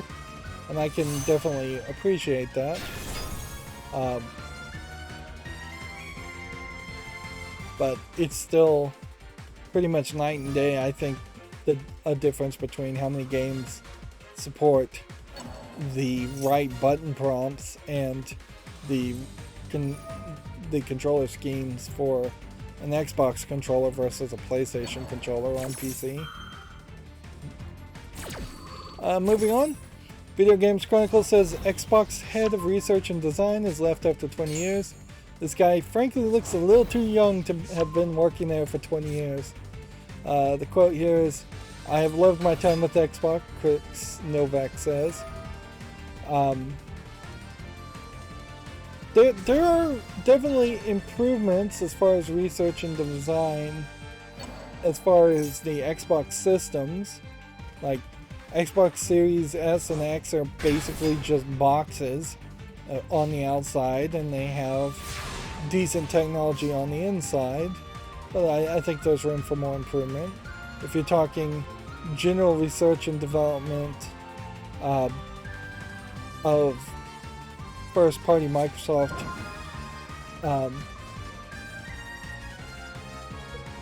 games, well, that's going to be very varied.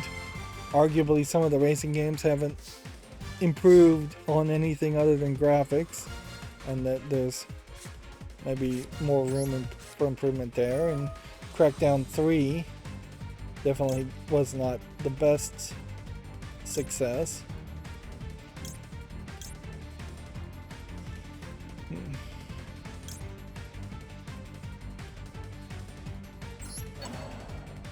There's definitely a point where, with all the new companies coming in, this guy's gonna do 8,000 damage to me, we might start to see more old people start to leave. It does kind of feel like Major Nelson is not going to show up on his podcast and the podcast he was showing up on as much anymore, and that they have new people taking over. And being at a company for 20 years, it may very well have been a case where he's been promoted to as high as he can go, perhaps too high, being head of research and design.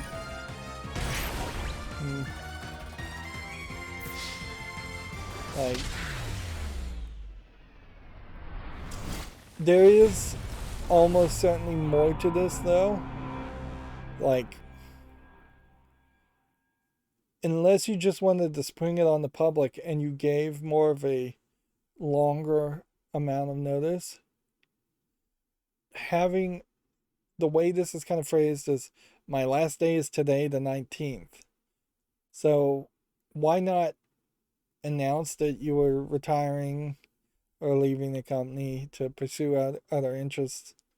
This implies to me that he did something somebody didn't like, or he was just at odds with somebody and he was quitting out of frustration. Like, being the head of research and design and announcing that you're leaving the company the same day you leave, that does not sound good at all. So you definitely have the danger here that they're going to come back and somebody's going to make an accusation against Chris Novak. There's no evidence to believe that now, but and that does not look good after 20 years. Being there 20 years is perfectly fine to say, I want to pursue new interests and leave, but yeah, you would have given 6 weeks notice, 6 months notice. You would have tried to make it look like it was very amicable and that there was no potential, like, triggering event. Moving on. It has apparently been confirmed, according to Video Games Chronicles, that Sonic Origins is out in June with new areas, missions, and more. This retro compilation will include new animations in the museum, which arguably this might be a case where I more than likely own most of these games on Steam if they are available on Steam. So playing them on Origins might be a way of doing things and improving things. Like, I could do a quick look and show off Sonic 1 and then say, well, I'm not going to play Sonic 1 as a standalone game when I can play it in Sonic Origins instead. I think I just saw my monitor flicker again. The bottom half of the screen flicker, which, yeah,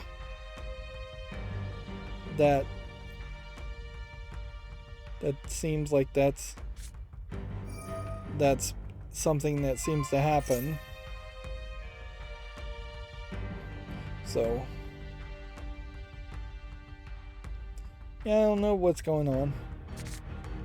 I really don't. I should, when I change out the motherboard, I'll also put the monitor so it goes on the same outlet. I haven't done that either. That's another thing to do.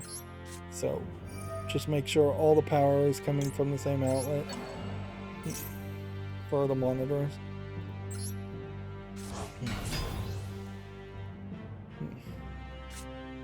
part of the problem with being certain about whether it was blinking or not, it hasn't been blinking up until this point, is that it definitely does kind of blink when I have the desktop ticker open. So just seeing blinking on the out of the side of my face, out of the is kind of hard to tell.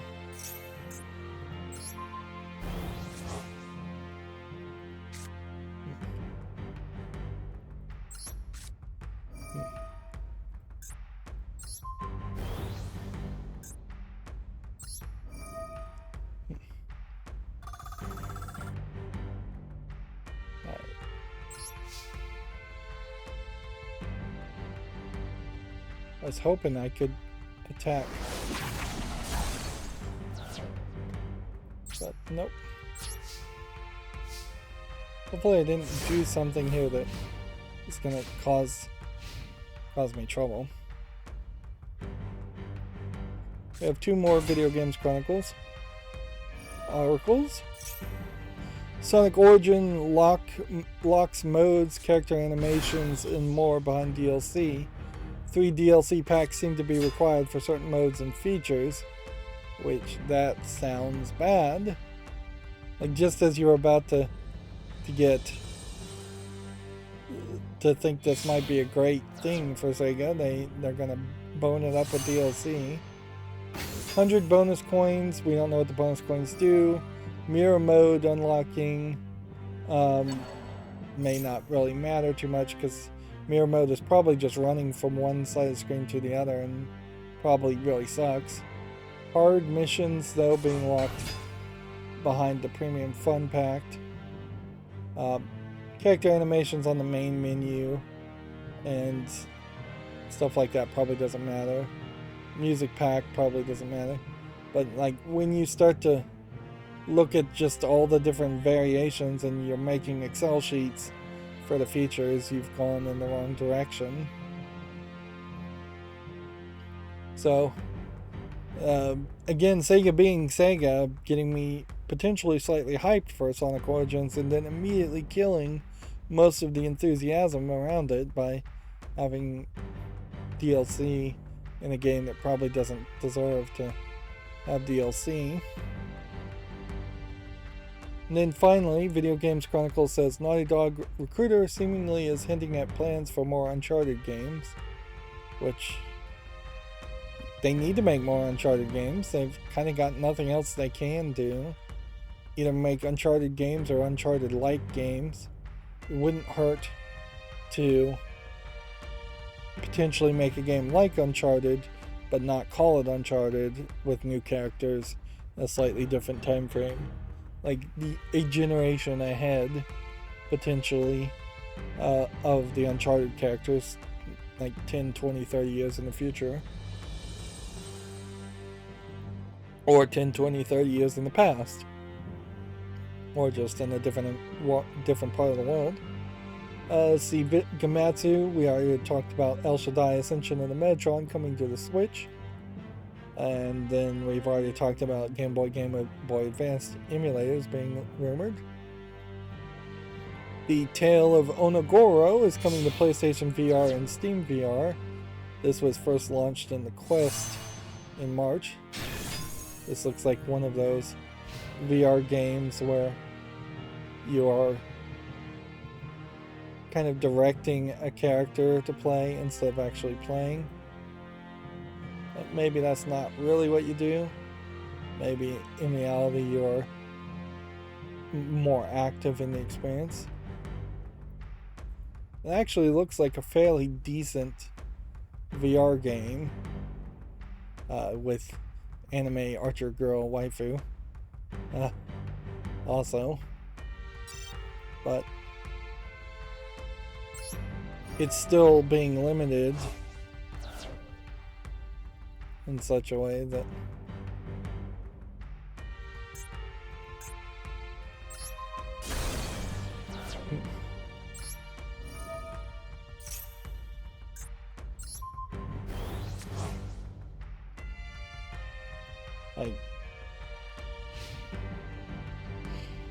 even Tale of Onogoro really doesn't feel like a game worth really paying attention to or playing. Alright, this, and then activate this, and let's go ahead and destroy this.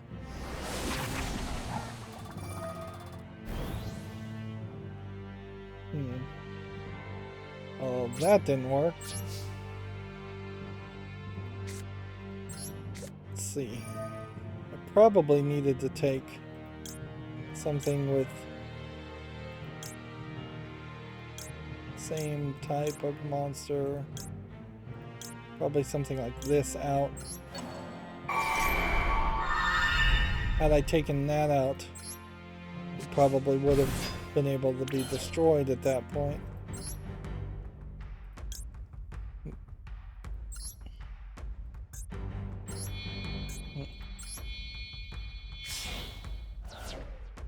I was hoping to destroy that.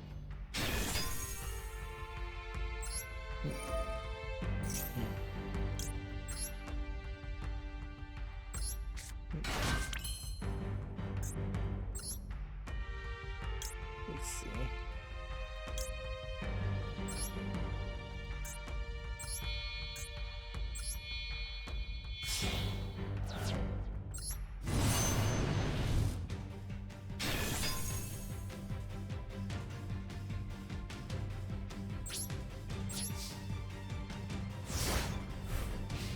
Moving on with the news, we already talked about Sega developing big budget Crazy Taxi, Jet Set Radio reboots. The big budget also could really kill both of these games if all of a sudden these are like millions and millions of dollars to make what were kind of niche indie games that they would just never be able to have a chance of regrouping that. Obakidoro is coming to PC as Bail or Jail, which is kind of a terrible name. But I don't know if they have much care. I don't think this game particularly is that good from what I recall, or that exciting. It is kind of a hide and seek game, I think. Scourgebringer is now available for the PlayStation 5.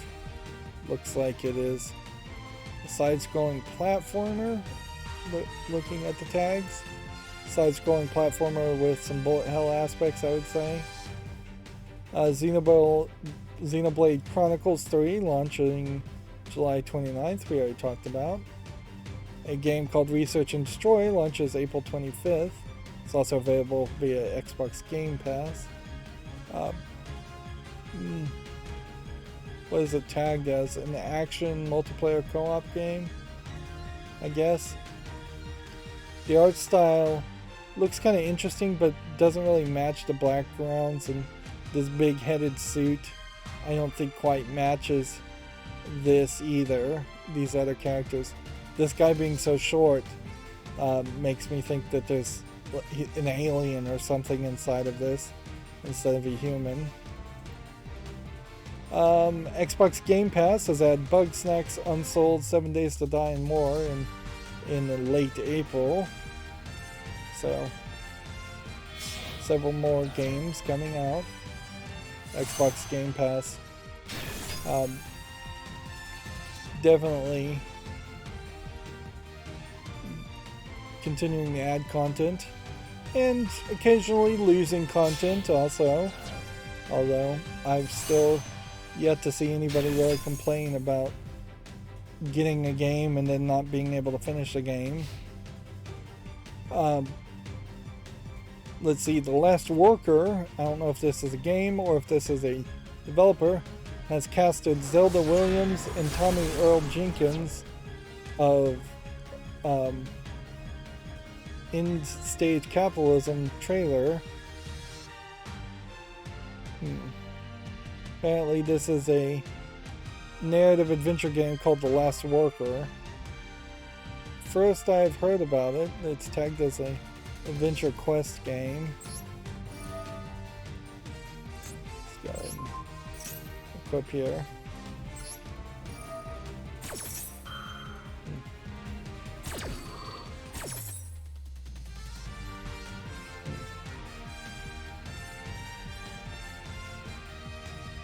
Looking at this blurred out trailer, definitely looks like it's going to be kind of a weird game.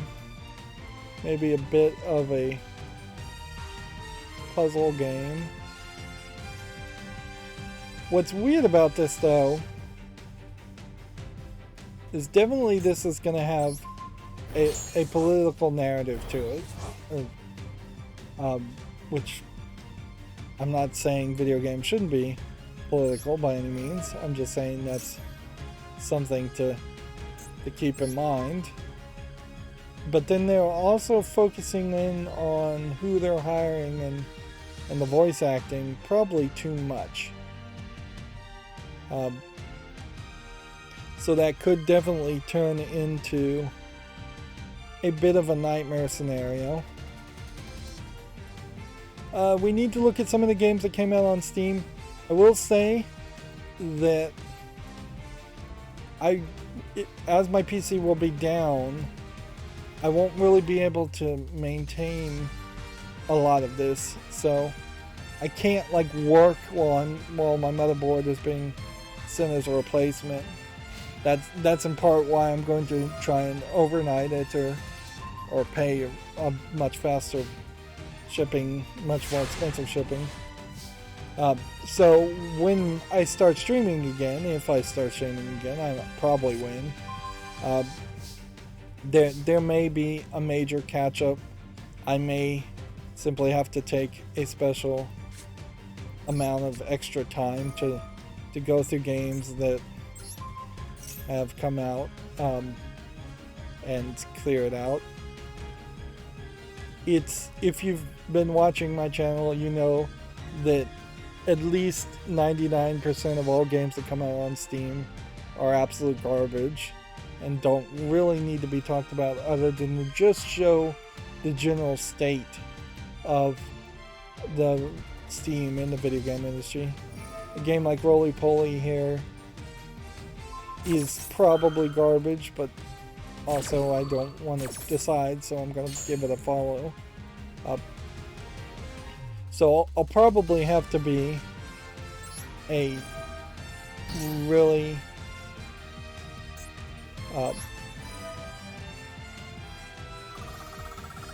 I'll probably have to be a really careful or cruel curator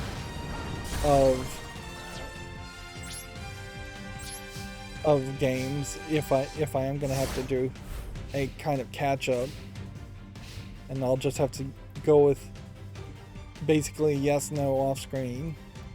This Warstride Challenges, this early access single player, I'll give this a follow.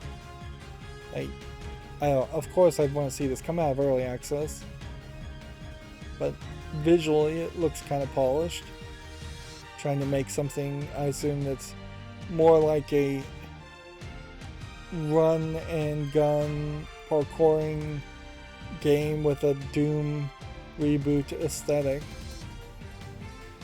Here we have a game called Logic Nodes, which I'll give a follow because I don't want to think about it anymore. 89 cents, English only.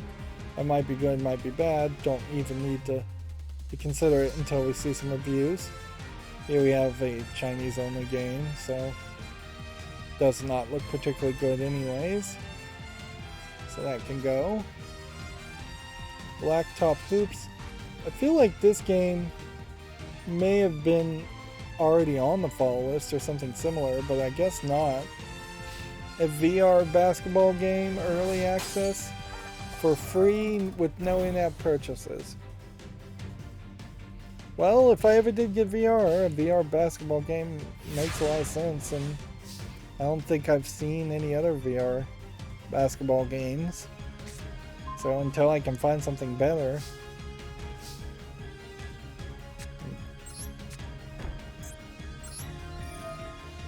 this card is letting me gain more health, and I know that there's a specific challenge to gain more health.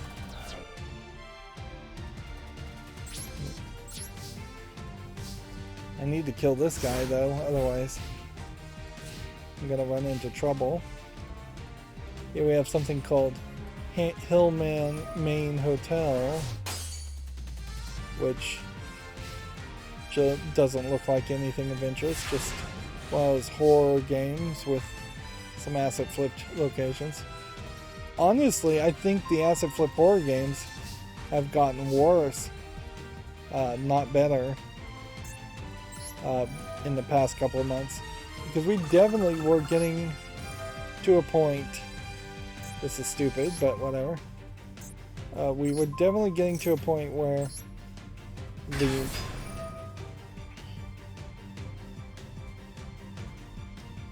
Alright, let's do this.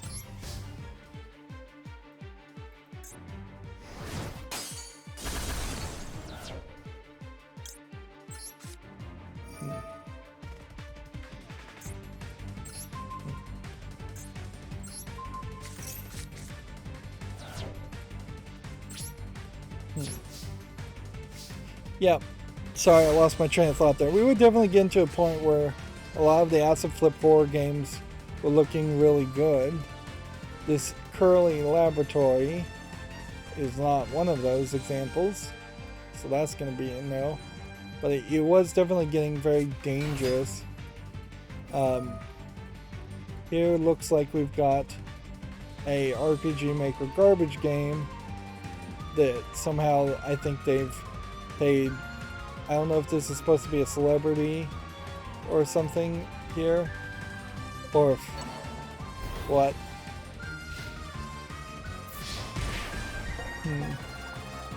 It's free, it's English only, I guess. Check out KS Law if you're interested. I bet there's not much to it. We have a game called Last Farewell, which looks like an asset flip survival game. Of no interest. $11.99, English only. I literally have one card to my name. Can we turn this back around, or did I mess myself up? Here we have a game called Makimo, which looks like it's a 2048 derivative, but it does seem like it has some variety there. Almost like a Tetris combination, too. Might be something to this. It's free to play, English and Russian. Still plenty of Russian language games coming out. Here we have a game called Underground Life, which looks like it's a survival Stardew Valley clone. So some farming, but also some growing food in your basement, which I almost would be interested in an idea like that if you were going to try and just go full the nukes have flown and the surface is irradiated. Can you really survive in a basement, in a cave, in a shelter for the long haul? Like, I've never really seen any great examples of being able to grow food underground in a fallout shelter that don't require kind of millions of dollars in hydroponics and water filtering and just a lot of knowledge and expense and technology, where if you were going to actually make a survival game, it probably would be a lot more about having a sump pump bring up well water in a basement and trying to grow mushrooms or potatoes with no sunlight, or with grow lights that you're somehow powering. It would be fairly difficult.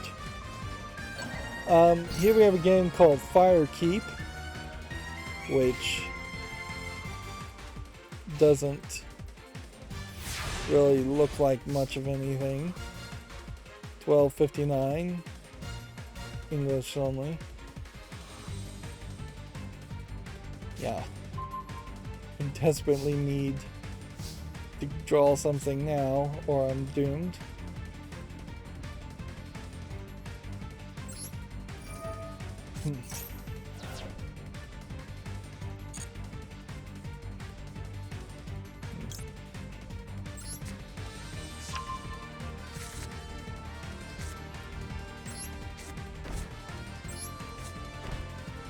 Yep, I think I've lost.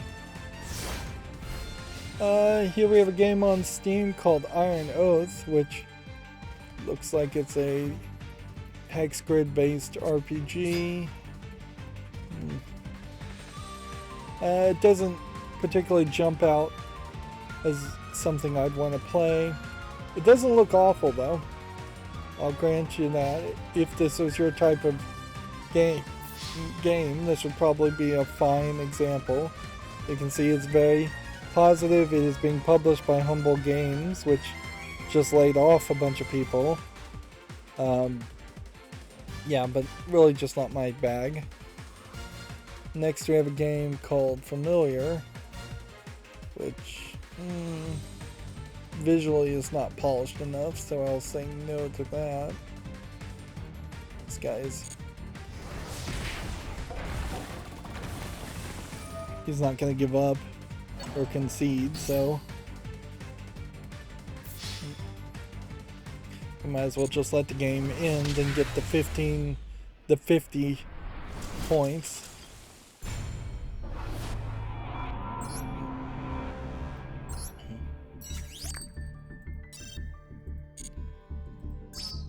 They really should make this bigger. There should be a lot more fanfare when you get a card, always. Like, if I could get 3 quick disconnects, we would be done for today. Here we have a game called Kitty Ball, which, yeah, I think this is probably a player versus player game where you're playing as kittens bouncing around a yarn ball. Or shooting a yarn ball. I'm not sure that there's a real consistent like game here though. It's free, it's online PvP only. Yeah. That doesn't really feel like an experience, so no to that. Here we have a game called Dojo, which looks like a really awful archery game that might be in VR. $7.99. I kind of expected at some point we'd start to see a lot of Oculus Quest, the mobile VR one that doesn't require a PC connection. I would have expected to see just a ton of those games get dumped on Steam, but maybe there's reasons why that's not happening, like exclusivity contracts. Here we have Anime Addicts 3, which what happened to 2 and 1.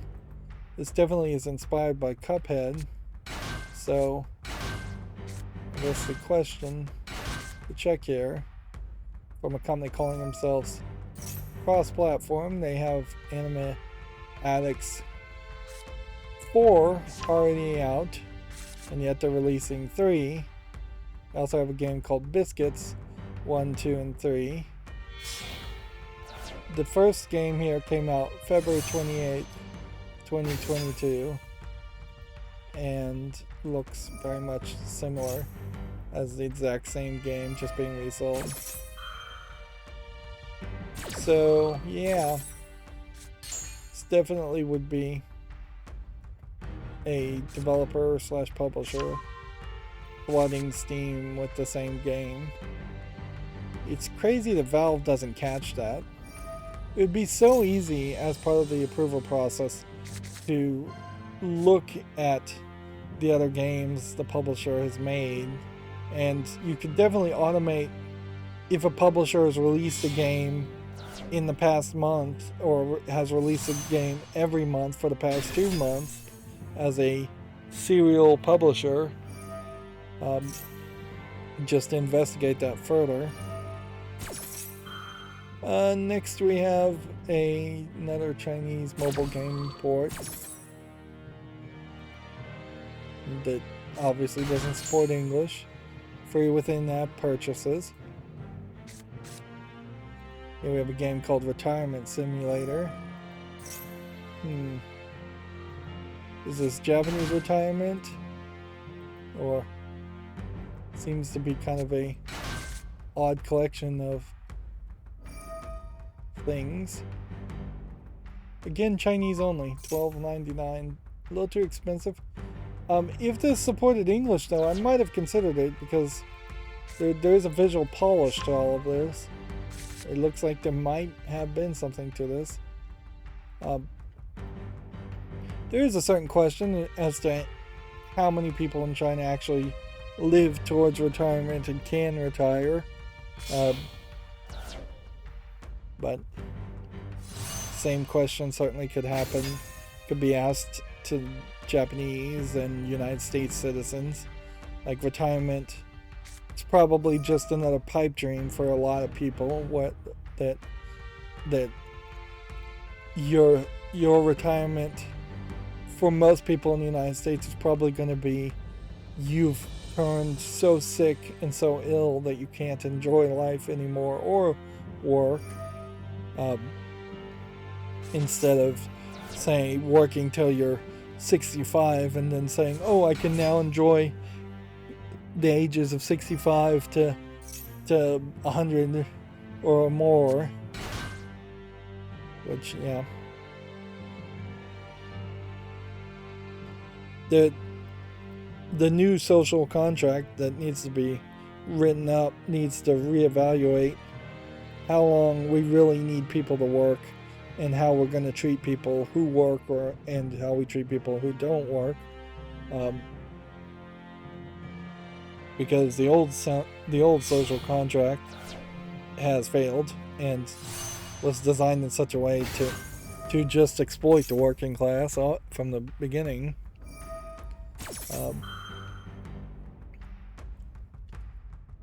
Moving on, we've got some more Komatsu articles. Arcadegeddon launches July 5th on the PS5, Xbox Series, PS4, Xbox One, and PC. Which, these screenshots are not really showing a lot. So, it's tagged as a third-person shooter multiplayer co-op game. Definitely would want to see more of that before I made a decision. IGI Indie Game Incubator 2nd Edition games and teams have been announced.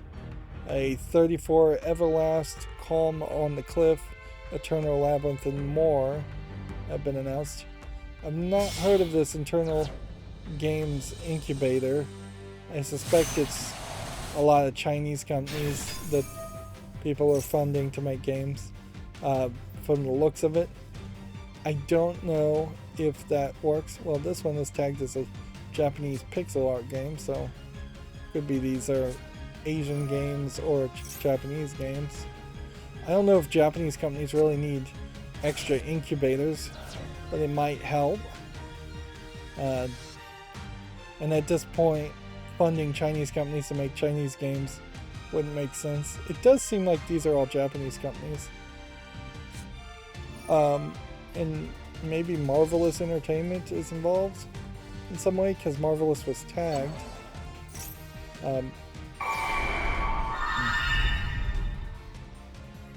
Let's see. Marvelous is announced 6 teams selected for the 2nd edition of the IGI Indie Games Incubator program, which began on April 15th.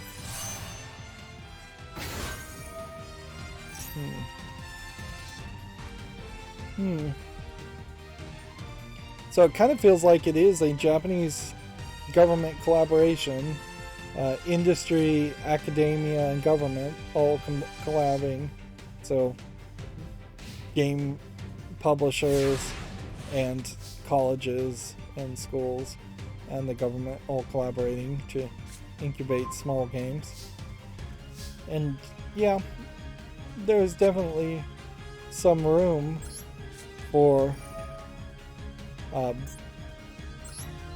funding small indie Japanese games, if that's something that can actually succeed and work. And that's going to be the big question, certainly, is if that can succeed and work, or if that just fails miserably out of the gate. Let's see if this works.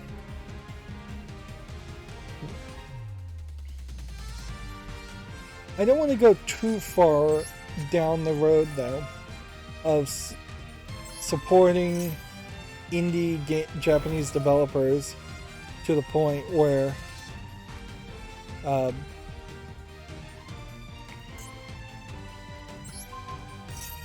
don't think that was the one to pick.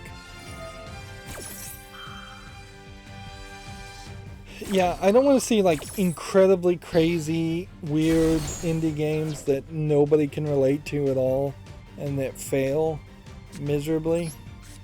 While I would like to see a few of those in from Japanese creators and creators everywhere around the world, it could get very overwhelming if we shifted the perception of indie Japanese games from being cool Japan, as it kind of is described now, where, oh, this is wild and this is cool and this is something Westerners can get into, back into weird Japan, like, which you could definitely see that happening, where it just gets really, really too out there, and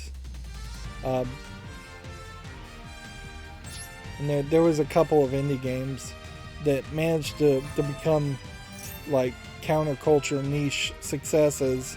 Deadly Premonition is a great example of that, where Deadly Premonition is also a kind of awful game and probably should have not been funded if it wasn't going to get the right amount of support it needed to be a good game, on top of its weird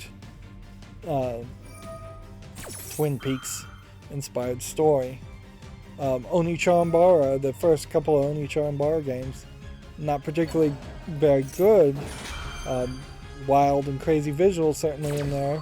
I'm glad it exists, but it would have been nice if the Oni-chan-bara series had started off as something that was properly funded. Moving on, Even If Tempest launches June 9th. I assume this is a visual novel, young maiden visual novel, otome visual novel, yeah. Looks like this lady is getting burned at the stake, which very well may be what's going on.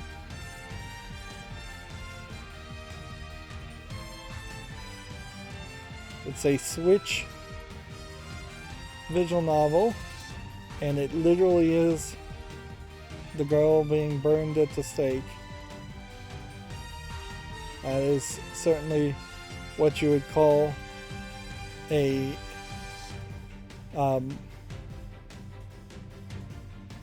eye catcher. From skipping through that trailer, I would suspect that the theme is that the girl gets burned at the stake as a witch. Maybe she really is a witch at the end of every bad ending, and the goal is to get the good ending. I wouldn't have thought that Tiny Tina's Wonderlands was going to get DLC, because now this, I suppose, is just going to confuse things even more as far as the naming scheme.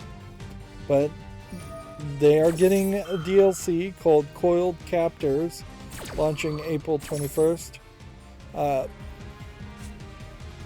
Which I kind of feel like every time I see this, I want to say Card Captors, the old Card Captor Sakura cartoon.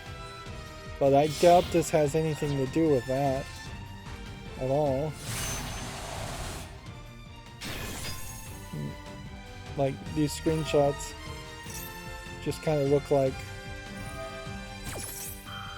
more fantasy characters. Yeah, snakes I guess, playing a role in the idea of going more fantasy and yet still having guns. May prove to be a bit of a odd position for Borderlands developers, Borderlands game, Borderlands universe developers. But it might actually, while it may be more work to make more fantasy characters, it also paints them out of a corner that they had painted themselves into, in the sense that no longer do they have to stick to the psychos and the midgets and the Borderlands Handsome Jack type characters that they had been making in the main Borderlands series. They can now just have kind of nameless, faceless, soulless snake creatures to shoot at instead, which will probably save them a little bit of controversy and lets them go down the path of World of Warcraft, in which you can just constantly add new fantasy characters. Gamatsu says Lucasfilm Games and Skydance New Media announced a partnership for richly cinematic Star Wars action adventure game, which, yeah, we kind of had already talked about it. More information is due out when the time is right, as the quote They Always Run is coming to PS4, Xbox One, and Switch on May 19th, which I believe this is a, well, they say it's a side-scrolling platformer. I think you're acting as an assassin or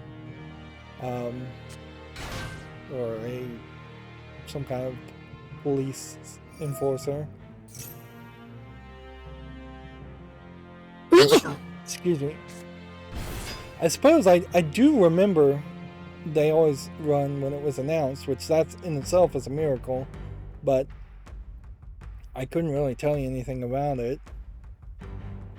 Moving on, Gamatsu says Chick Ip Dancers Nori Nori Dance de Kokoro mo Odoru launches July 14th in Japan.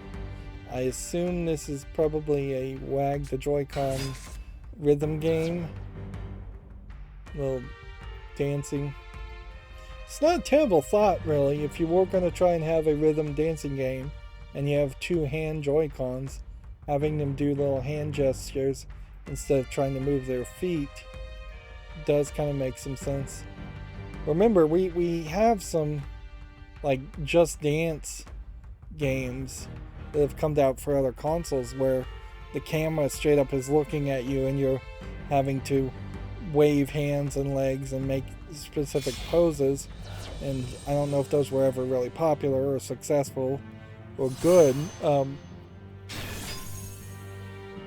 So yeah, you could potentially have more hardware and more technology in a dance game, and it may not really help anybody. I think a lot of rhythm games fall into that trap, really, where keeping it cheap, keeping it simple, I think makes a lot more sense than being even accurate. If you let somebody, for instance, play a Guitar Hero where they have an actual guitar and they're just playing into the microphone of a game or into a microphone of a cell phone, and it just has, and you just have to be like 70% accurate, that might be just as fun as a game that requires you to be 100% accurate and requires you to have a plastic guitar that is directly interfacing with Guitar Hero. Moving on, the Otome visual novel bundle Jeizanji Ingetsu Sengokuden 1 and 2 is coming to the Switch on August 25th in Japan. I probably didn't pronounce that quite right.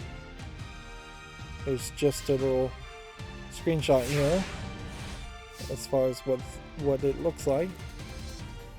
Azumatai Kawaden developer announces a 3D action adventure game called Incline Railway of Devil's Valley for PC, which I wonder if this is going to be an infinite runner. It's kind of a interesting low polygon with slightly better textures on the low polygon. You see some Oni running around. You see there is an incline. I don't know where the incline really plays a role. I don't know if this isn't just straight up fighting the demons against other demons. Yeah, this description, it doesn't quite make the most sense.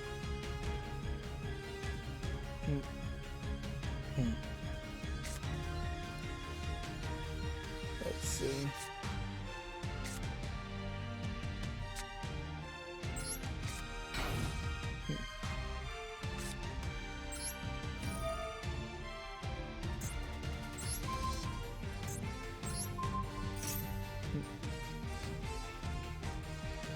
So apparently this guy has been robbed of all of his weapons, and so he's got to run, duck, and glide, and then he can grab some of these demons.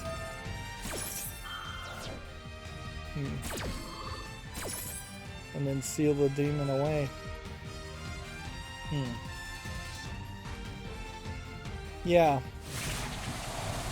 It doesn't really seem like the gameplay mechanic quite makes the most sense looking at it.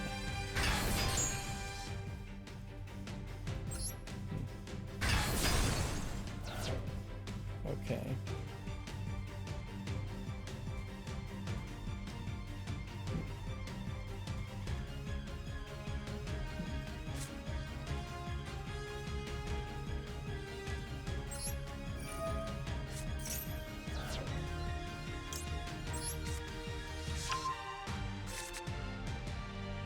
Hey, well, may still be able to win here.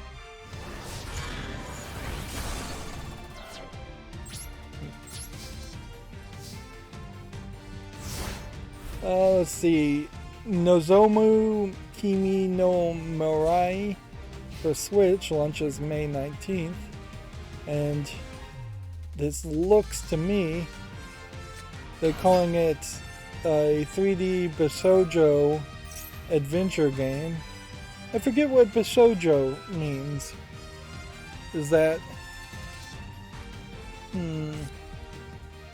like a girl adventure game? Teenage girl adventure game? Well, suffice it to say, on the screenshot, I can't help but assume that there's some level of lewdness to it, because you've got this girl sitting here. You can see some cleavage. She's holding this giant Mitsubishi style vibrator, and you're seeing a lot of leg and a little bit of upskirt panty shot. So that definitely seems like an adult game. It's coming out for the Switch.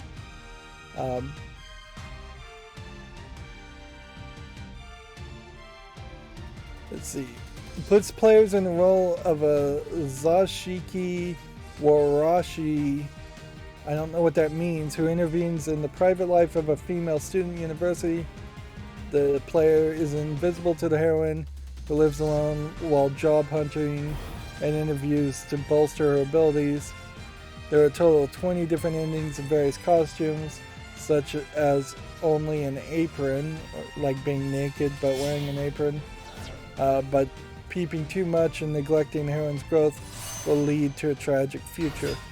So your Zashiki Warashi is probably some kind of like spirit ghost that is influencing her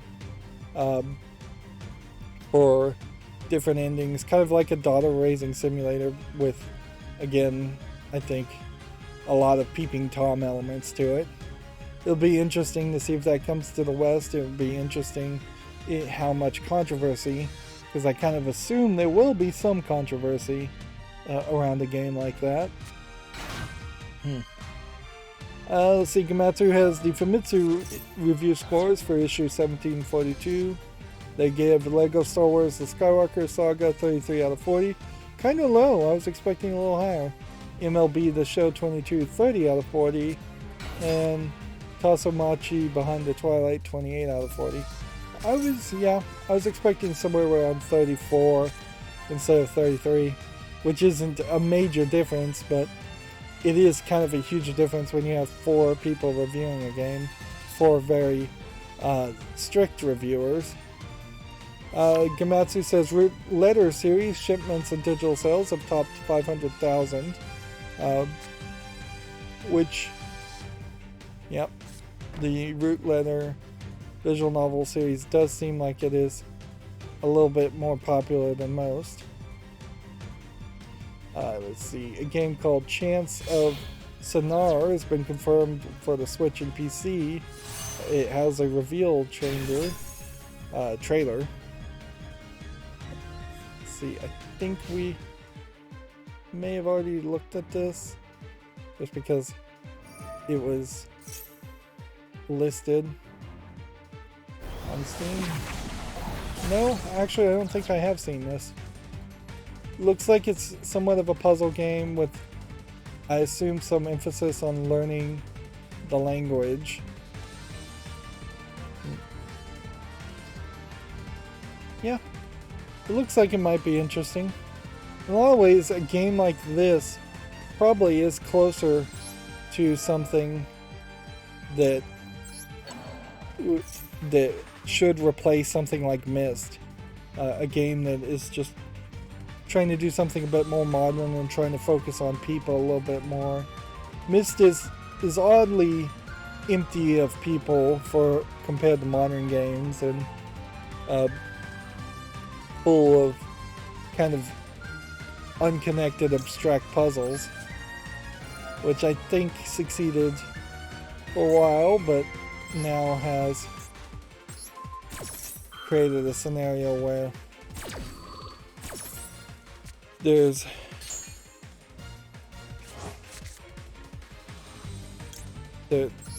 just nowhere new to go with the Myst series or that style of gameplay.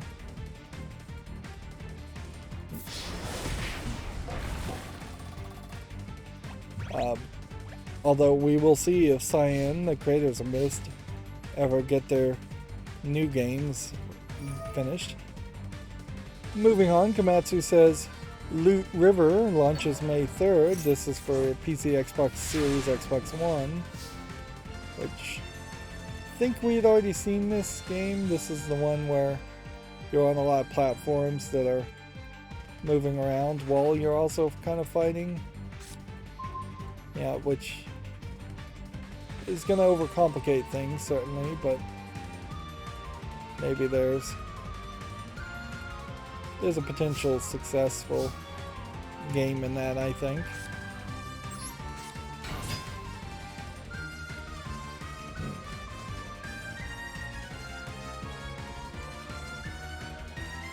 Come on.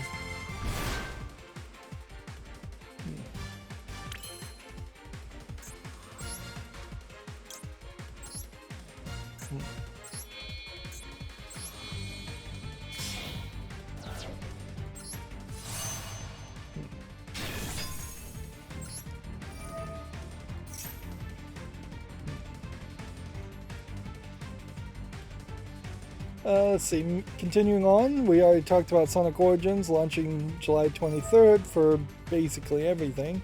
I don't know if we got the June 23rd date. And then Cotton Fantasy launches May 20th in the West. This is the side-scrolling shooter game that apparently has a lot of history behind it. And then we're back to some games on Steam. Here's another Chinese-only game, so nope to that. Grammar LTD, as far as a game that might be about grammar, this actually looks fairly decent, so I'm going to put it on the fall list. It does paint you in a weird corner, certainly. as far as would you actually want to play a game based on grammar as an educational game. It might be something I might cover as a critic, but I may very well resolve to say that no, it wouldn't actually be something I would recommend to people who just want to play video games.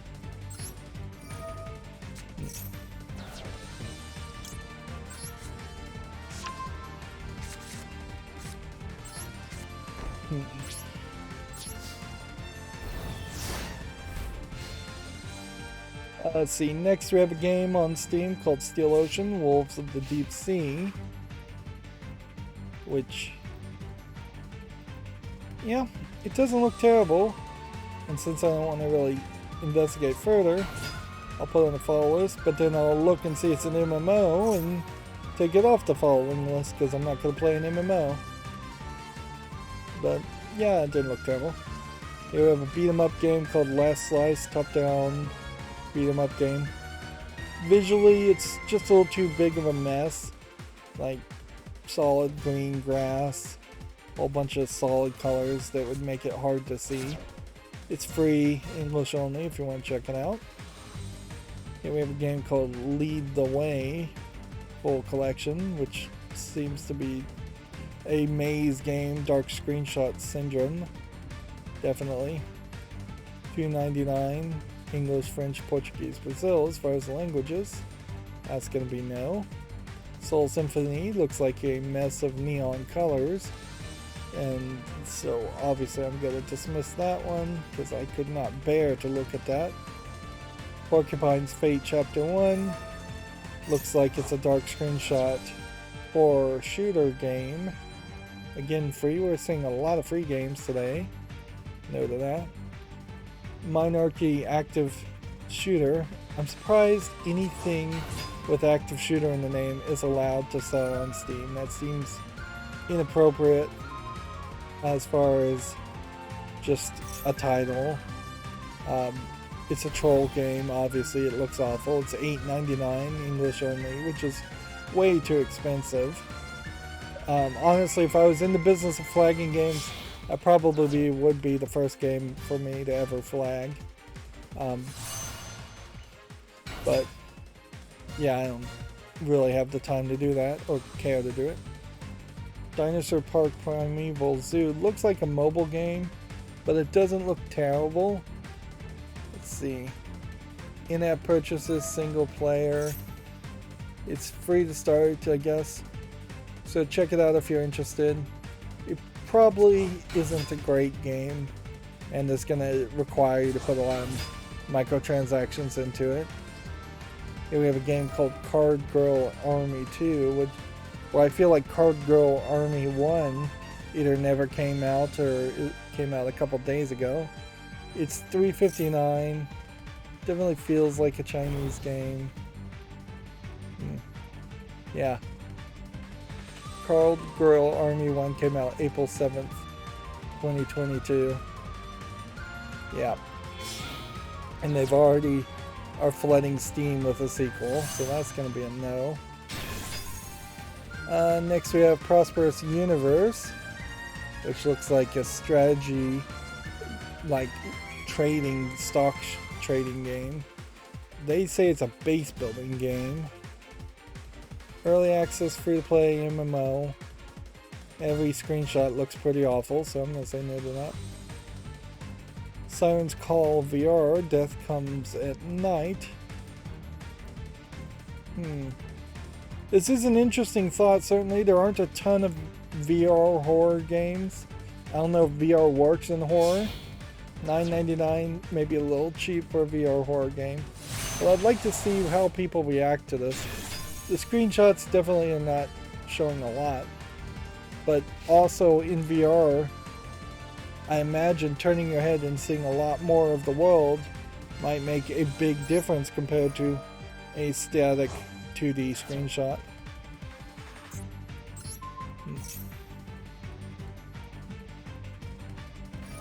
Let's see, next we have Yummy Chicken Dragon, which looks like it's probably a low effort Flappy Bird clone.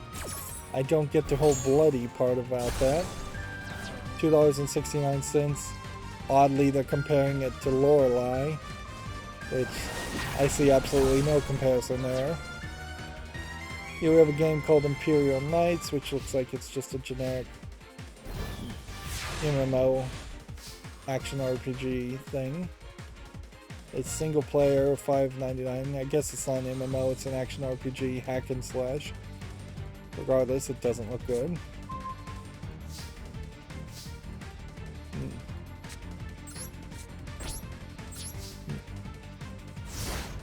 Here we have a game called Midway Sink the Japanese Aircraft Carrier, which I guess you don't see a lot of simulations of the Battle of Midway. And I don't really see a lot of polish on this that would make me want to say yes to it. 99 cents is way too cheap for a VR game. English and Chinese, oddly, too, so maybe there's some politics in that. Or, like, trying to stir up negative feelings from an old battle. We have Black Lotus Motel, which almost looks intriguing, but none of the screenshots are really showing any gameplay. Kind of feels like it would be walking around an empty, abandoned motel. Let's see, but apparently this is an escape the room co-op game for $4.24.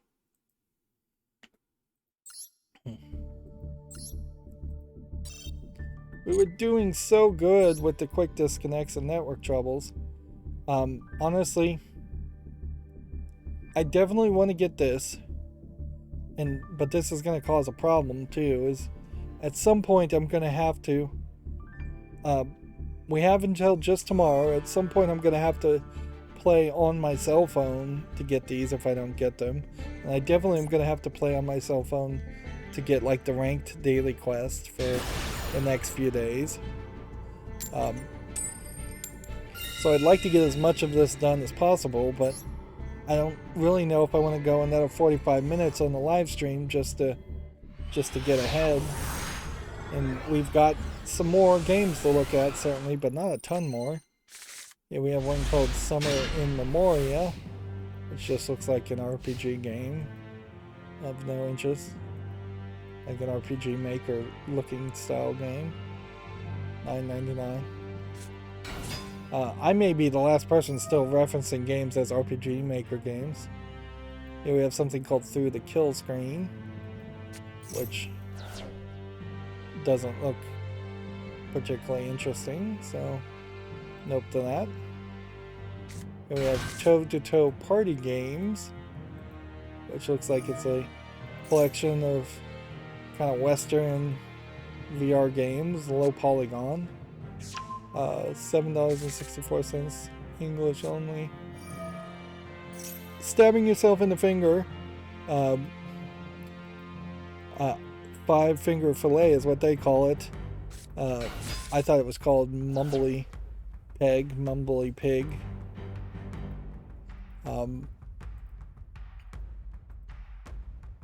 So I guess I'll put this on the fall list until I find something better, but almost certainly I wouldn't put that on the wish list. Hey, we've got Glover. Unfortunately, it's already mixed. So what's the problem with Gobbler? I suspect it runs like garbage. I suspect it ran like garbage when it originally came out for the Nintendo 64. I could also, wouldn't be surprised. Let's just reload this page. I wouldn't be surprised. Well, the page doesn't want to reload. If a lot of people don't recognize what it is, and as such they're expecting it to be a brand new game and holding it to brand new game standards. This could also be just yet another terrible port from Pico Interactive. Like, I don't know if it's Pico Interactive that people are upset with, or Yikes, it's worse than I thought. 10 frames per second on the Nintendo 64 version and PS1 versions on a tiny screen with low resolution. So Big Boy is disgusting. Low quality NFT support dev. Don't pick this glove. Full of bugs, locked at 20 frames per second. If you unlock the frame per second, the bugs double.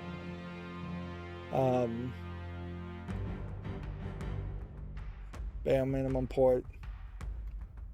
Yeah.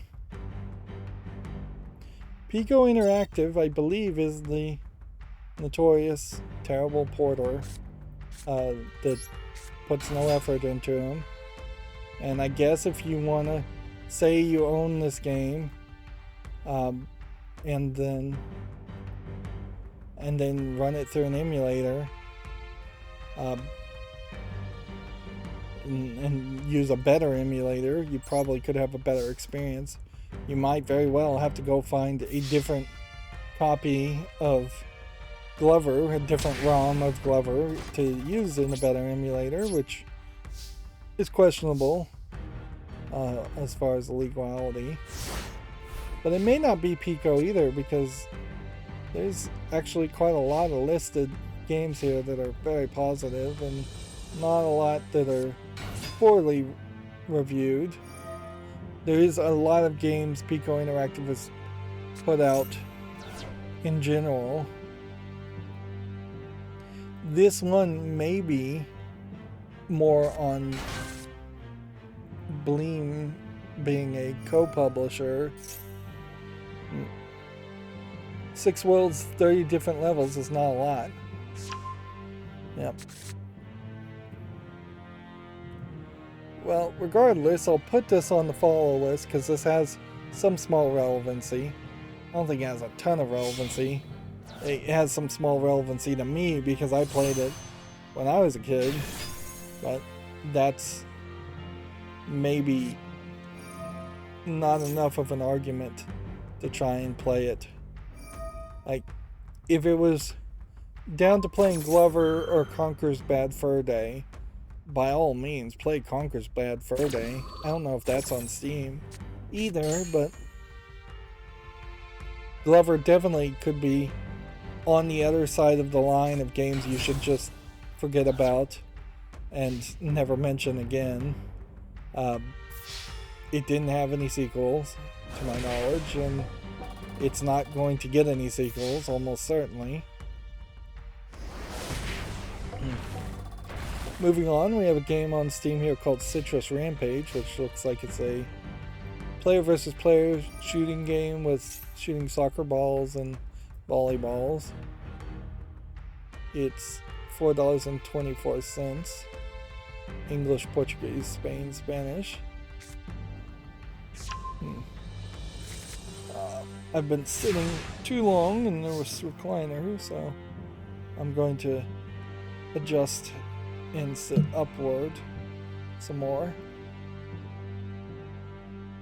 That would be the ultimate nightmare revelation, certainly, is that the recliner with its, I mean, it's not got that big of a power supply and it's coming out from a different outlet anyways.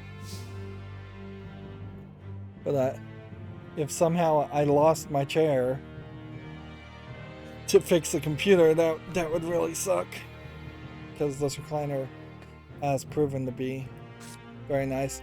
I am very afraid, though. It wobbles quite a bit when I get it leaning upward, because it is a lift chair for old people. When I set it up higher so that I'm more leaning forward, it starts to wobble a lot, and me putting my feet up on the leg part feels like I could be breaking that slowly but surely. It's supposed to be a sturdy product, but I don't know if I 100% believe that.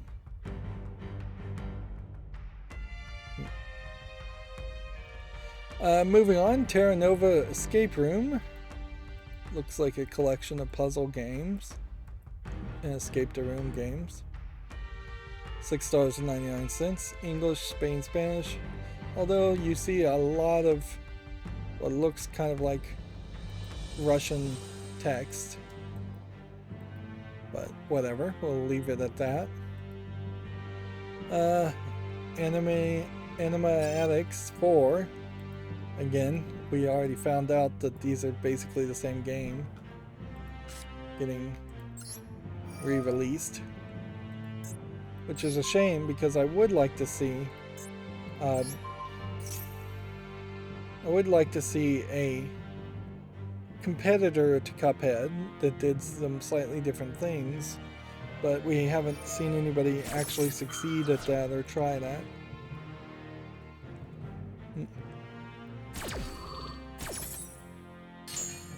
Oh, he just ruined my strategy. Nope, he didn't ruin my strategy. Interesting. He couldn't counter the effect. Here we have a game on Steam called Beyond Two Stars, which looks like absolute garbage. Early access, $5.99, English only. Got about 4 more games that have come out. Here we have a game called Ember Knights, which looks like a top-down twin-stick shooter game. I guess I'll put that on the fall list. It's $13.49, English only. Could be good, could be bad. A lot of room. Need to actually play.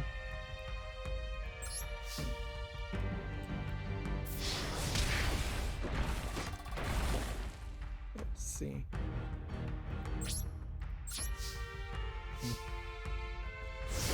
Here we have a game called Aircraft Carrier Survival, which looks like it's a Tiny Towers clone strategy game.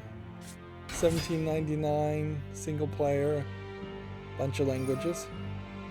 There might be something to this, like Fallout Shelter, but more based in real world. Plus, unlike Fallout Shelter, this game doesn't seem to have any in-app purchases, which really killed Fallout Shelter. Like, I could never actually get into that game because things were getting delayed and being put on wait timers so that you would buy the DLC to speed up things, or buy the in-app purchases to speed up things, not DLC. And we are getting a lot of Battleship games these days.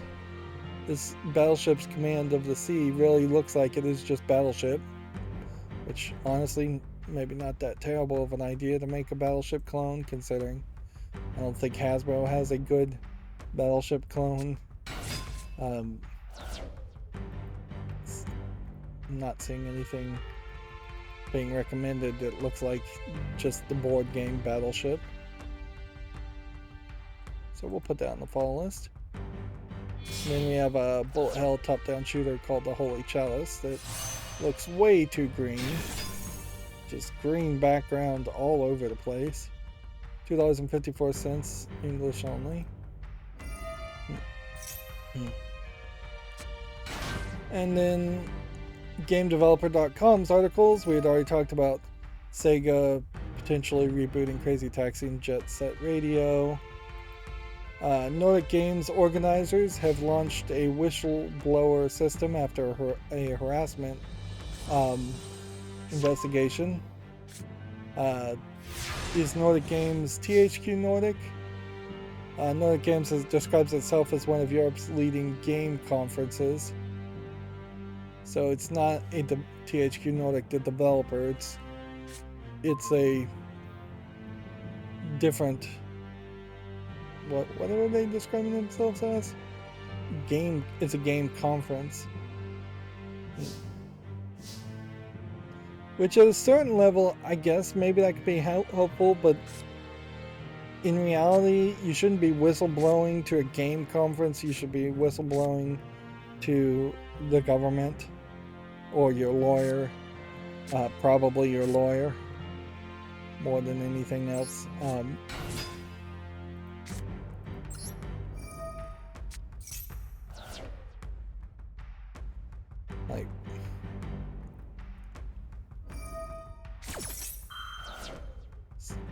that was, I guess, an effective way to get rid of his card. Hit this. And hit this. And in the turn. Moving on. I talked about this earlier. GameDeveloper.com has an article here. Ukraine has asked Valve to resume the Steam payments to Ukrainian developers. Ukrainian developers have had trouble collecting payments through Steam for the last month. One of the Vice Prime Minister wants to change that. I wouldn't be surprised if Valve doesn't respond to this. It's going to be incredibly easy to be sleazy and for Valve to say, nope, we are just not going to send any payments ever to Ukrainian government, Ukrainian game developers until we're 100% certain that that money isn't going to end up in the hands of Russia. Plus, I'm sure Valve can just blame banks who are refusing to do any banking.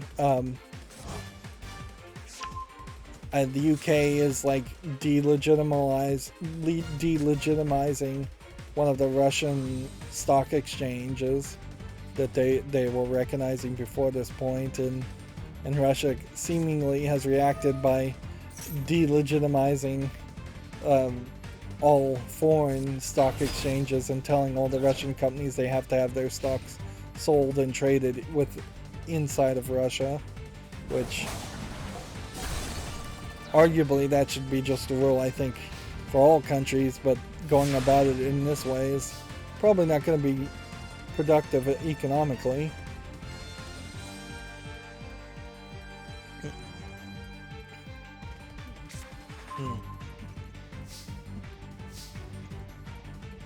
So yeah, I bet Valve doesn't respond to that.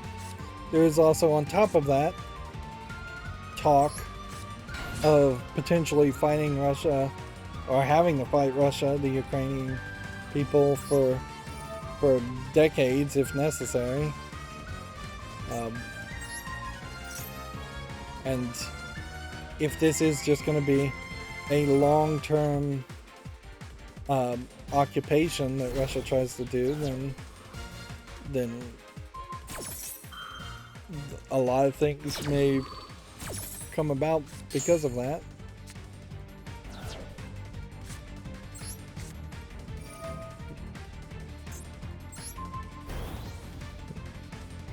Well, that didn't do anything.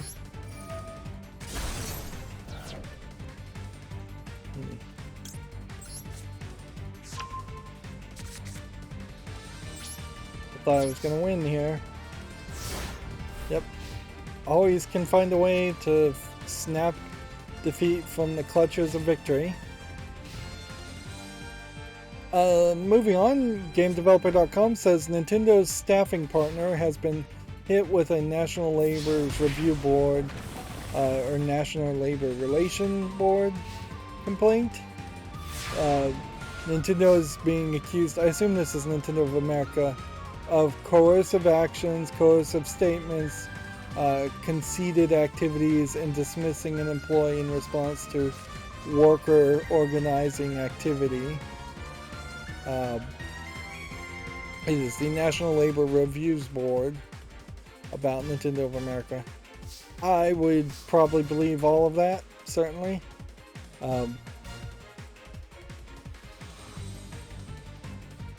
This is filed against Nintendo of America and staffing partner Aston Carter. This may be the same staffing partner that works with Microsoft in Redmond, Washington. And it will just be a case,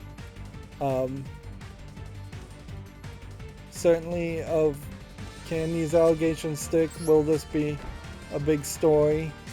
The temptation and the danger certainly is to believe the accusation wholeheartedly and think it is a sign of just major problems. And it may be a sign of major problems, but it may be literally nothing. It may be a straight up false accusation. Um, but I definitely would believe it. Nintendo of America probably doesn't want a union, and Nintendo of Japan probably doesn't want Nintendo of America to unionize. I'm sure.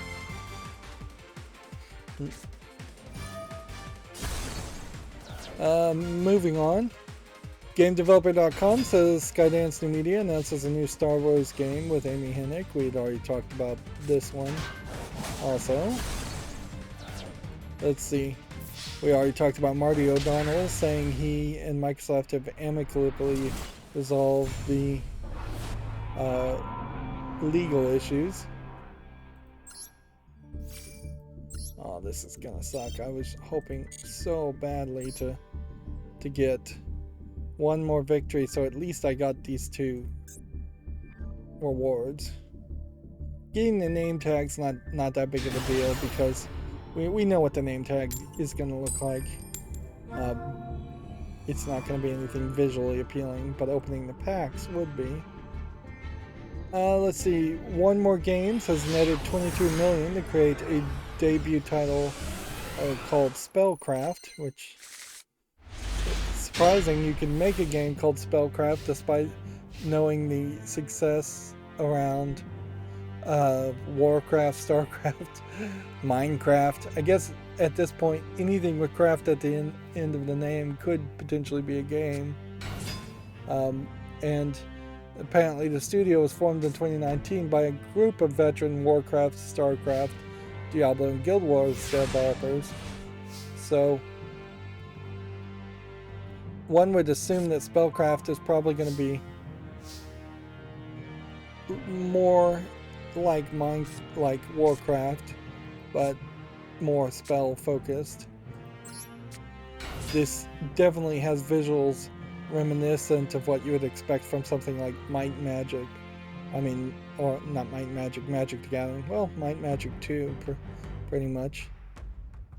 Yeah, Warcraft, particularly with like the pandas and stuff, got very cartoony, whereas a darker spell-based game might work.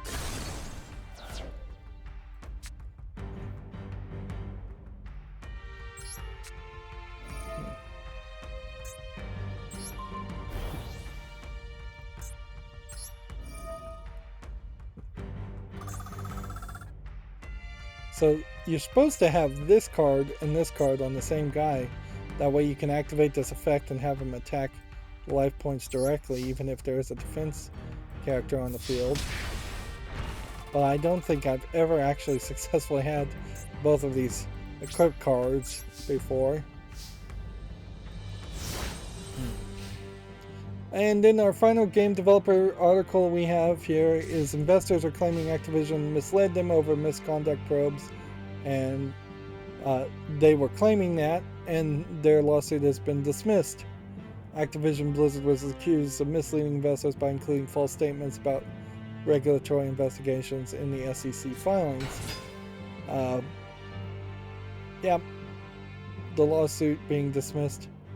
This is probably a sad reflection of just how big business succeeds and how the court system and the laws are designed to support big business, even over rich people, which is pretty much the people that would be able to afford to have a lawsuit in the first place. But yeah, corporations have definitely replaced even oligarchs, even though oligarchs are almost always on the boards of corporations. It's going to be a big shock, I imagine, to oligarchs in the future when all of a sudden they have AI running companies run by artificial intelligence computers, and as such these artificial intelligence are able to sue and otherwise outmaneuver even rich people and defeat them.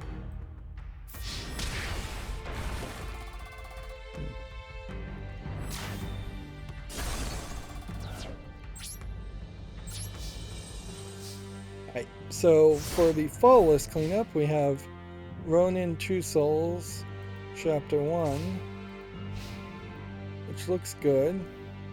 I guess the question as to leaving this on the fall list is there a Chapter 2?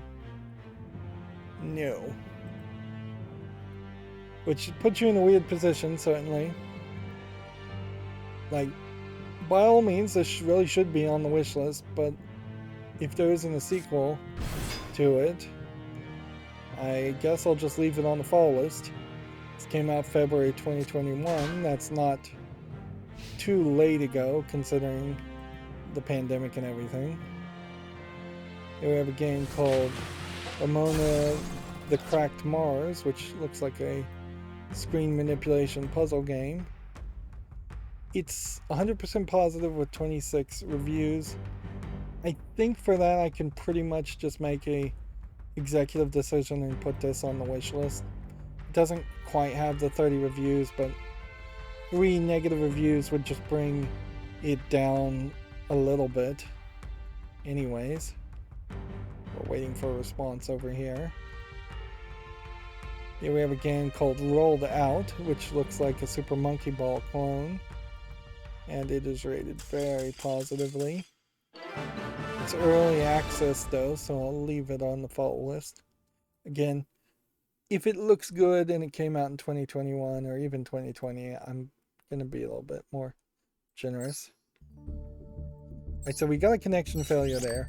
So that the move here is to not move slowly, but jump into another game and see if we can get another connection failure. If we can do that, we'll be like 300 away from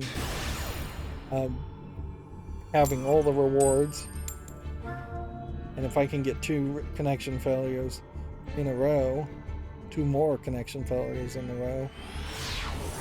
I don't know where these connection failures are coming from. I don't think it's my network. Like, I'm not really having major problems otherwise with my network. In fact, I guess that's the only thing I can be glad of, is that I've been having these nightmare troubles with my router over the past year, and I finally, after resetting all the settings, stopped having troubles with that.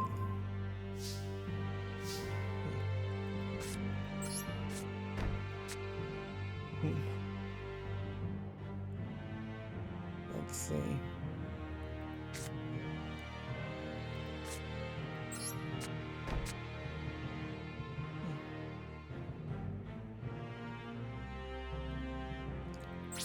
Just in there. Yeah, we have a game on Steam called Roll for the Galaxy, which looks like it's a dice rolling game, but I don't think it's probably polished enough for me to be interested in it. $14.99, English only. What was about this that even made it go to the fall list?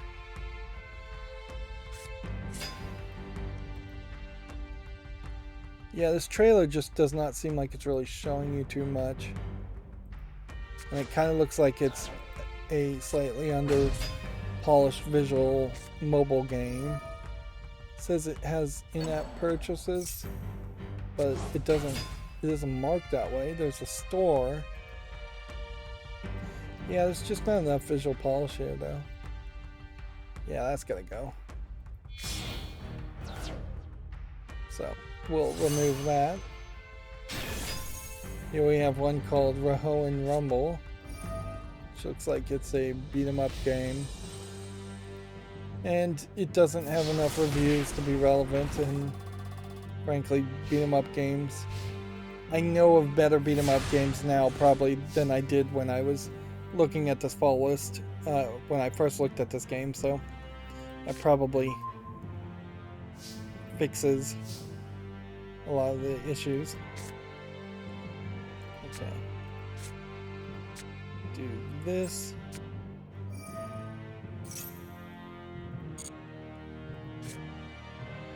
Do this.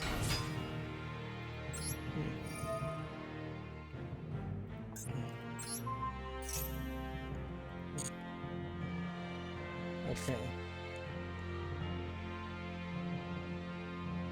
Directly attack. Couldn't attack anyways.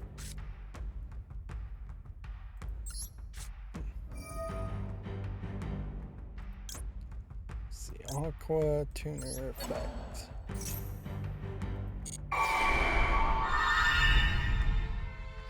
I'm hoping I can merge something here together.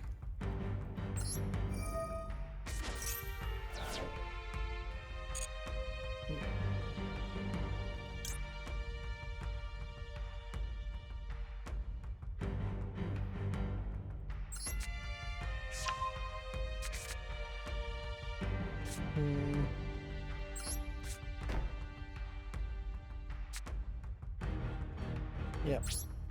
Unless I get a quick disconnect, this is not going to probably end up with me winning. Yeah, there definitely is a possibility that I'll just be more familiar with the games that are already available, and some games are just not need to be on the wish list or the fall list because of that. In fact, I could probably find room in the next year if I finally find some way to get some free time to start thinking about yet another wish list cleanup, whereas at the moment I don't think I really want to do a wish list cleanup. Is this early access? No. Single player. I'm not seeing anything that's amazing here as to why I would want to play Roguebook versus Darkest Dungeon, but it looks fine. Fine enough. It's rated very positively. I'll put that on the wish list. And here I'm failing miserably. Bring back that guy.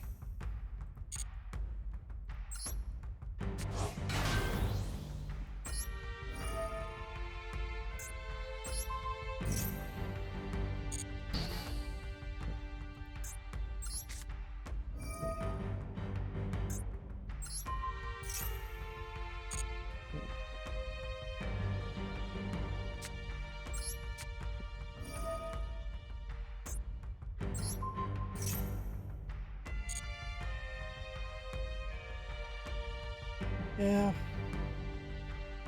I don't think I can do anything else. That maybe protects this guy, but that doesn't, I think, do anything else. Here we have a game called Rogue Spirit from 505 Games, where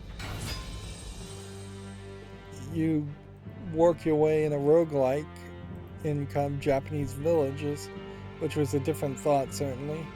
It's still in early access, though. This is one of those games that definitely should have been a finalized product. 505 Games, otherwise publishing Death Stranding and Puzzle Quest and just a lot of other AAA type products. So it is kind of weird to have an early access game kind of forgotten about. There's a lot of games here that that certainly I have not gotten around to buying and playing. Next we have a game called Rogue Lords. So it looks like a more vampire RPG game. And we're back to screenshots not loading. Although I got fairly lucky, that only kicked in at the very end here.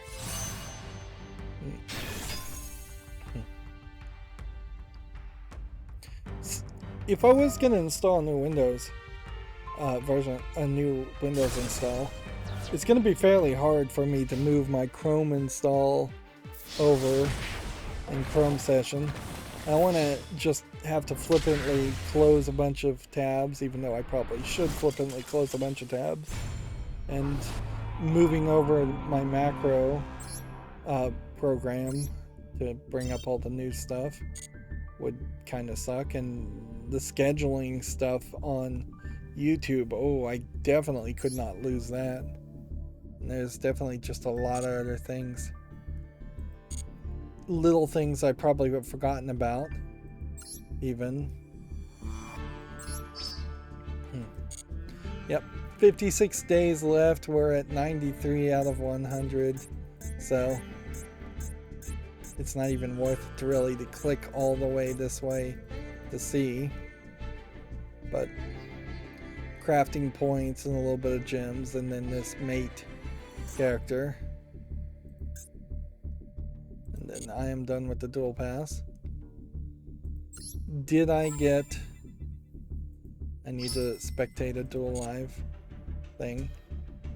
Did I get all of these done? Yes, I did. As far as the campaign. I kind of thought that might not happen.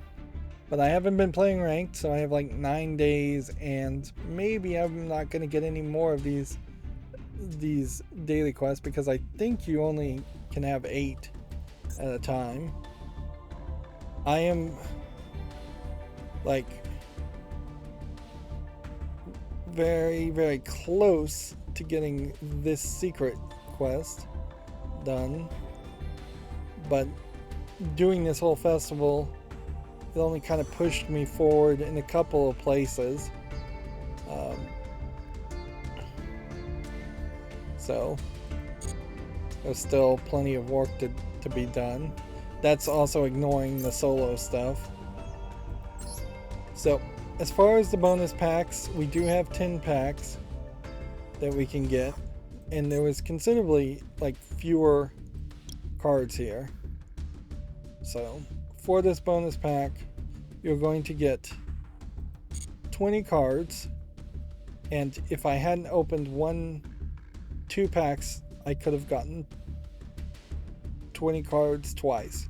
So 40 cards of what's being shown: 3, 6, 9, 18, 27, 36, 45, 54, 54 plus 3, 54 plus 6 is about 50.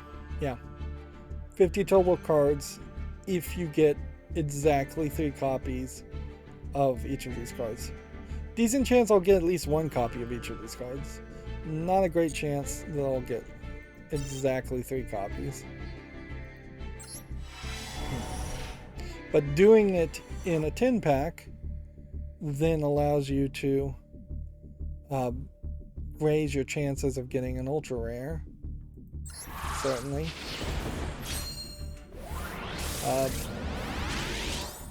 Yeah, as far as this game, Rogue Lords, I think it looks good. Good enough to put on the wish list. So we'll put this on the wish list. So that was a super rare, but not a new card. It didn't give us a key either. I thought we might get some keys to some other secret packs, which arguably I should, if I get a key, give some deep thought into opening a secret pack and raising my odds of getting cards. We got a foil version of that.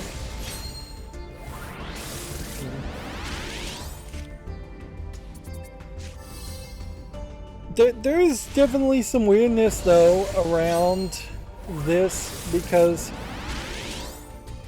on one hand, if you really love the synchronicity synchro festival, these would be the cards you'd want to get to make your own synchro deck.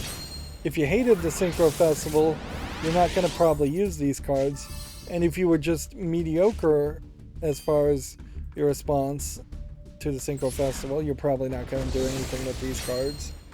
So you oddly have like 2 bad options for 1 good option. I don't know why that went gold when it didn't turn them into foils. It just gave me like 2 rares. Some of these animations I feel like are more flash than actual substance.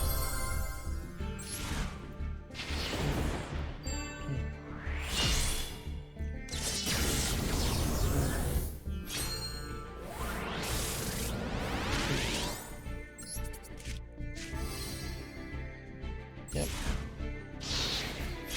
Did I get a free pack there? feel like I may have gotten a free pack there.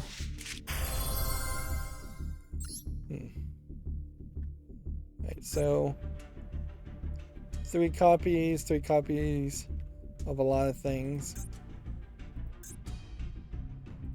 If we look though, we still would need like 2 copies of this. We still don't have any copies of this, or this. It might be nice if we start to see more packs like this, where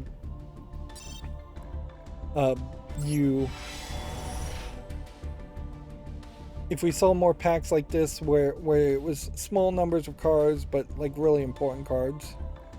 Here's Rogue Legacy. It's still in early access, Rogue Legacy 2, which is funny because I know it's very close to coming out of early access, but you can see it's rated very positively. At this point, it probably just saved myself some time to put it on the wish list, since I know it's coming out very quickly.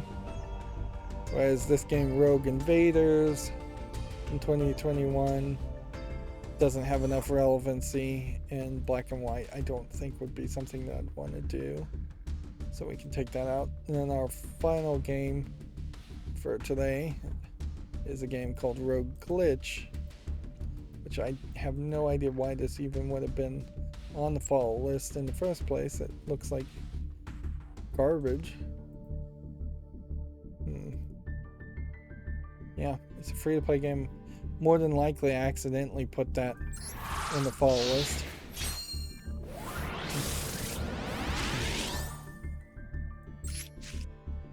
Yep. We want to continuously see new cards, but you're not guaranteed that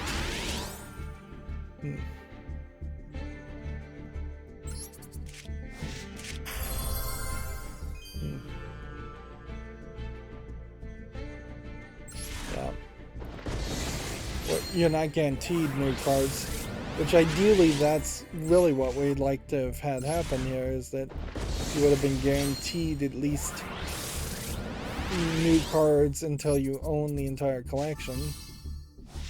I think this probably just highlights how much more valuable a pre-built deck is compared to packs, and having that extra gold, those extra gems to buy pre-built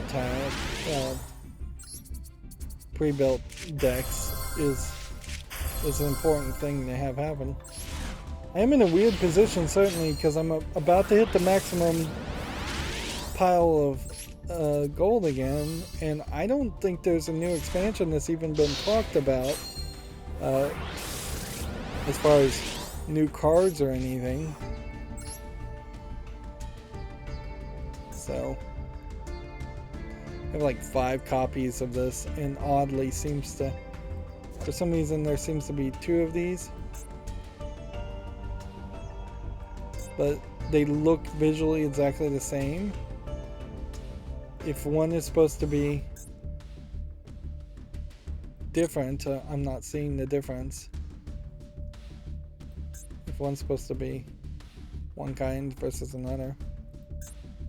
Yeah, there are 50 days almost certainly until there's the next expansion. So if I start hitting this, I should probably buy a 10 pack of this and a 10 pack of this, and probably just buy a 10 pack of one of these, whichever one I have the least of, and then whatever secret packs come from buying a 10 pack of that, unless they throw out some more structured decks, which are the really valuable things, or they throw out something else of value. Like, this doesn't end for 56 days. These bundles don't really have an end date. So we can go over and edit a deck just to see how much crafting points we'll get from extra cards.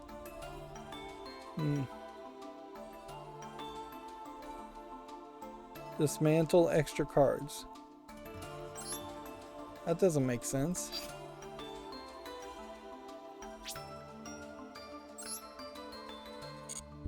How can I not have extra cards? I swear it said I had collected like 5 copies of those cards, and the maximum one could have. Let's go to create new, perhaps, and then dismantle all extra cards. Dismantle 4 more of your extra cards and 3 cards. Let's sort here by the number owned.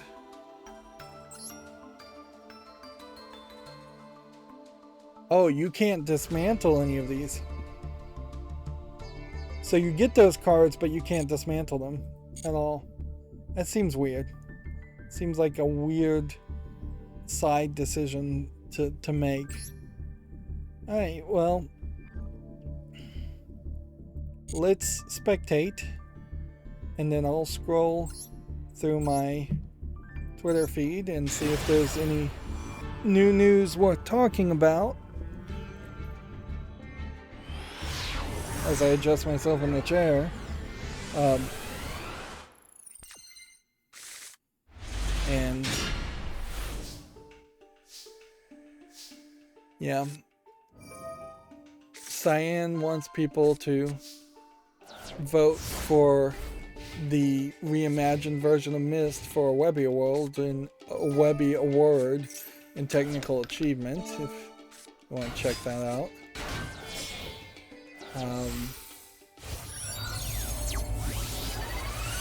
But that may be about the only news worth mentioning. Some games came out, obviously, in the last 3 hours and 30 minutes. The Resident Evil 4 VR Mercenaries update is now available, which... A, it was always weird that Resident Evil 4 was remade for VR, and B, it's even weirder that months later,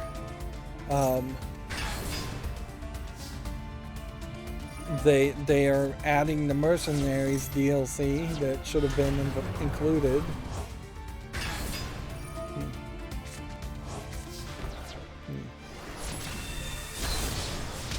Let's see.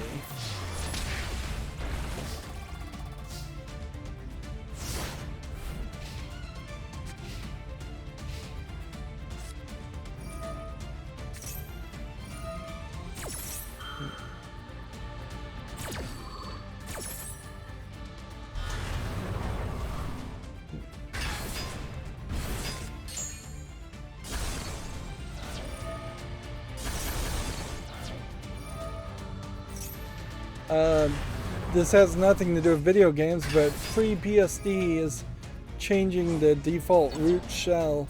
If this is what I think it is, it's moving them away from ZSH as the shell to something else, or to ZSH. I haven't been paying a lot of attention to it because I don't use FreeBSD, but it is going to be kind of a really big change in the underlying command console of FreeBSD.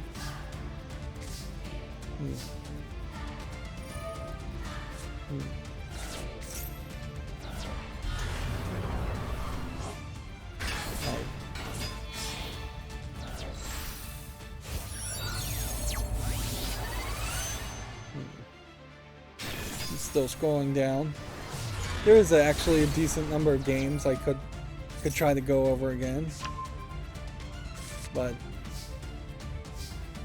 yeah, we'll leave that all for the massive cleanup we'll have to do later. What I really have to struggle with is to make sure I get the motherboard in the mail, as it were. If I delay even one more day, that's just going to be one more day of waiting. Yeah.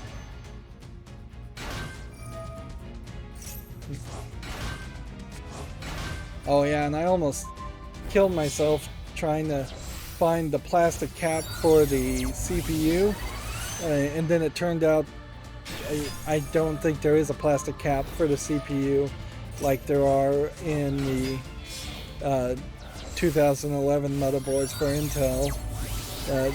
The 2011 motherboards definitely do have a piece of plastic you need to put over the CPU socket to protect the pins, but AMD CPUs I think have the pins on the chip, and so it's a different thing. Here. Either that or I lost the plastic cap, so that could also be the case.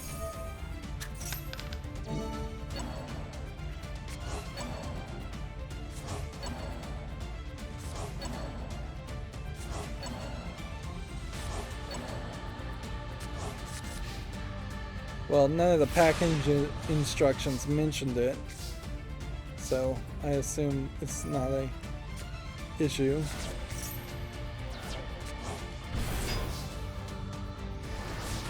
This is an interesting counter story. Sony is reportedly also planning on putting ads in PlayStation games. Microsoft is said to be exploring a similar move for free-to-play Xbox titles. Honestly, if it's only free-to-play games, it's a different statement. The danger here is it's going to start free-to-play and then end up in all games. Well, these guys gonna win or not? Let's speed it up. Yeah. Having to spectate every day is too much. I would prefer a no reward for spectating, a daily login bonus that's a little bit higher. Take that same 5, just give it in the daily login bonus. Like, honestly, the only way I want to see spectating is if it's loading or matchmaking, and I don't want the matchmaking to be so slow that it makes sense that I could actually spectate something. Anyways, so the other stories we have is from Gamatsu here. A Ghostbusters VR has been announced for the Quest, which, okay. A little bit of a teaser. Let's see what we can see through the blurred out things. You've got floating things, Sony Pictures virtual reality. It might very well be a case that Sony Pictures is more interested in bringing games to the Quest than Sony Interactive Entertainment is interested in making games for the PlayStation. At a certain level, if you describe the Switch as an abandonment of the Wii and the Wii U in favor of the 3DS, you could describe it that way, certainly. I think we had already kind of had a Ghostbusters game announced. It definitely looks like it is a collection of non-recognizable Ghostbuster characters. I know it's blurred out at the moment, but they don't look like any of the actors from the movies. Moving on, Variety says It Takes Two movie lands at Amazon. $7 production joins DJ2 Entertainment as producers. So I really wonder if It Takes Two would even be really recognizable as a video game movie when it's all done, because it could just be a movie. It was basically a movie to start with. Moving on, God of War directors have asked fans to be patient for Ragnarok news. Quote, something cool is coming. Most recent series entry was released 4 years ago today. That's from Video Games Chronicles. And then I just wanted to point out that they are still flooding Steam with the Sinking Structure Asylum and the Lost Child. They're up to log 6 in about the same number of weeks. So, yeah. And nobody's catching that. Alright, well, that's going to be it for this stream. This may be goodbye for a while. It might be goodbye forever. If it is goodbye forever, that sucks. Certainly. My pre-recorded stuff is scheduled for at least a couple of months. So if I never was able to schedule or upload any video ever again, it would abruptly stop, but you would probably get full series. So you would see the ending of a series, but there would be no new series to replace it. That is kind of a worst case scenario. That's if I get hit by a bus type scenario. But yeah, ideally we won't stream on. We'll just miss Friday, which is a slow day anyways, and then everything will be back working together perfectly fine, and I'll stop having computer problems for a very long time, or maybe never again. Let's hope for that. That's going to be it for this stream. As always, I ask you to like, share, subscribe, comment, and watch every second of my videos. If you want a friend to follow me on any social media sites, there's a bunch of links down below. And if you want to support me even further, there's a link to Patreon, or you can friend me on Steam and get me a gift card or game off my wish list.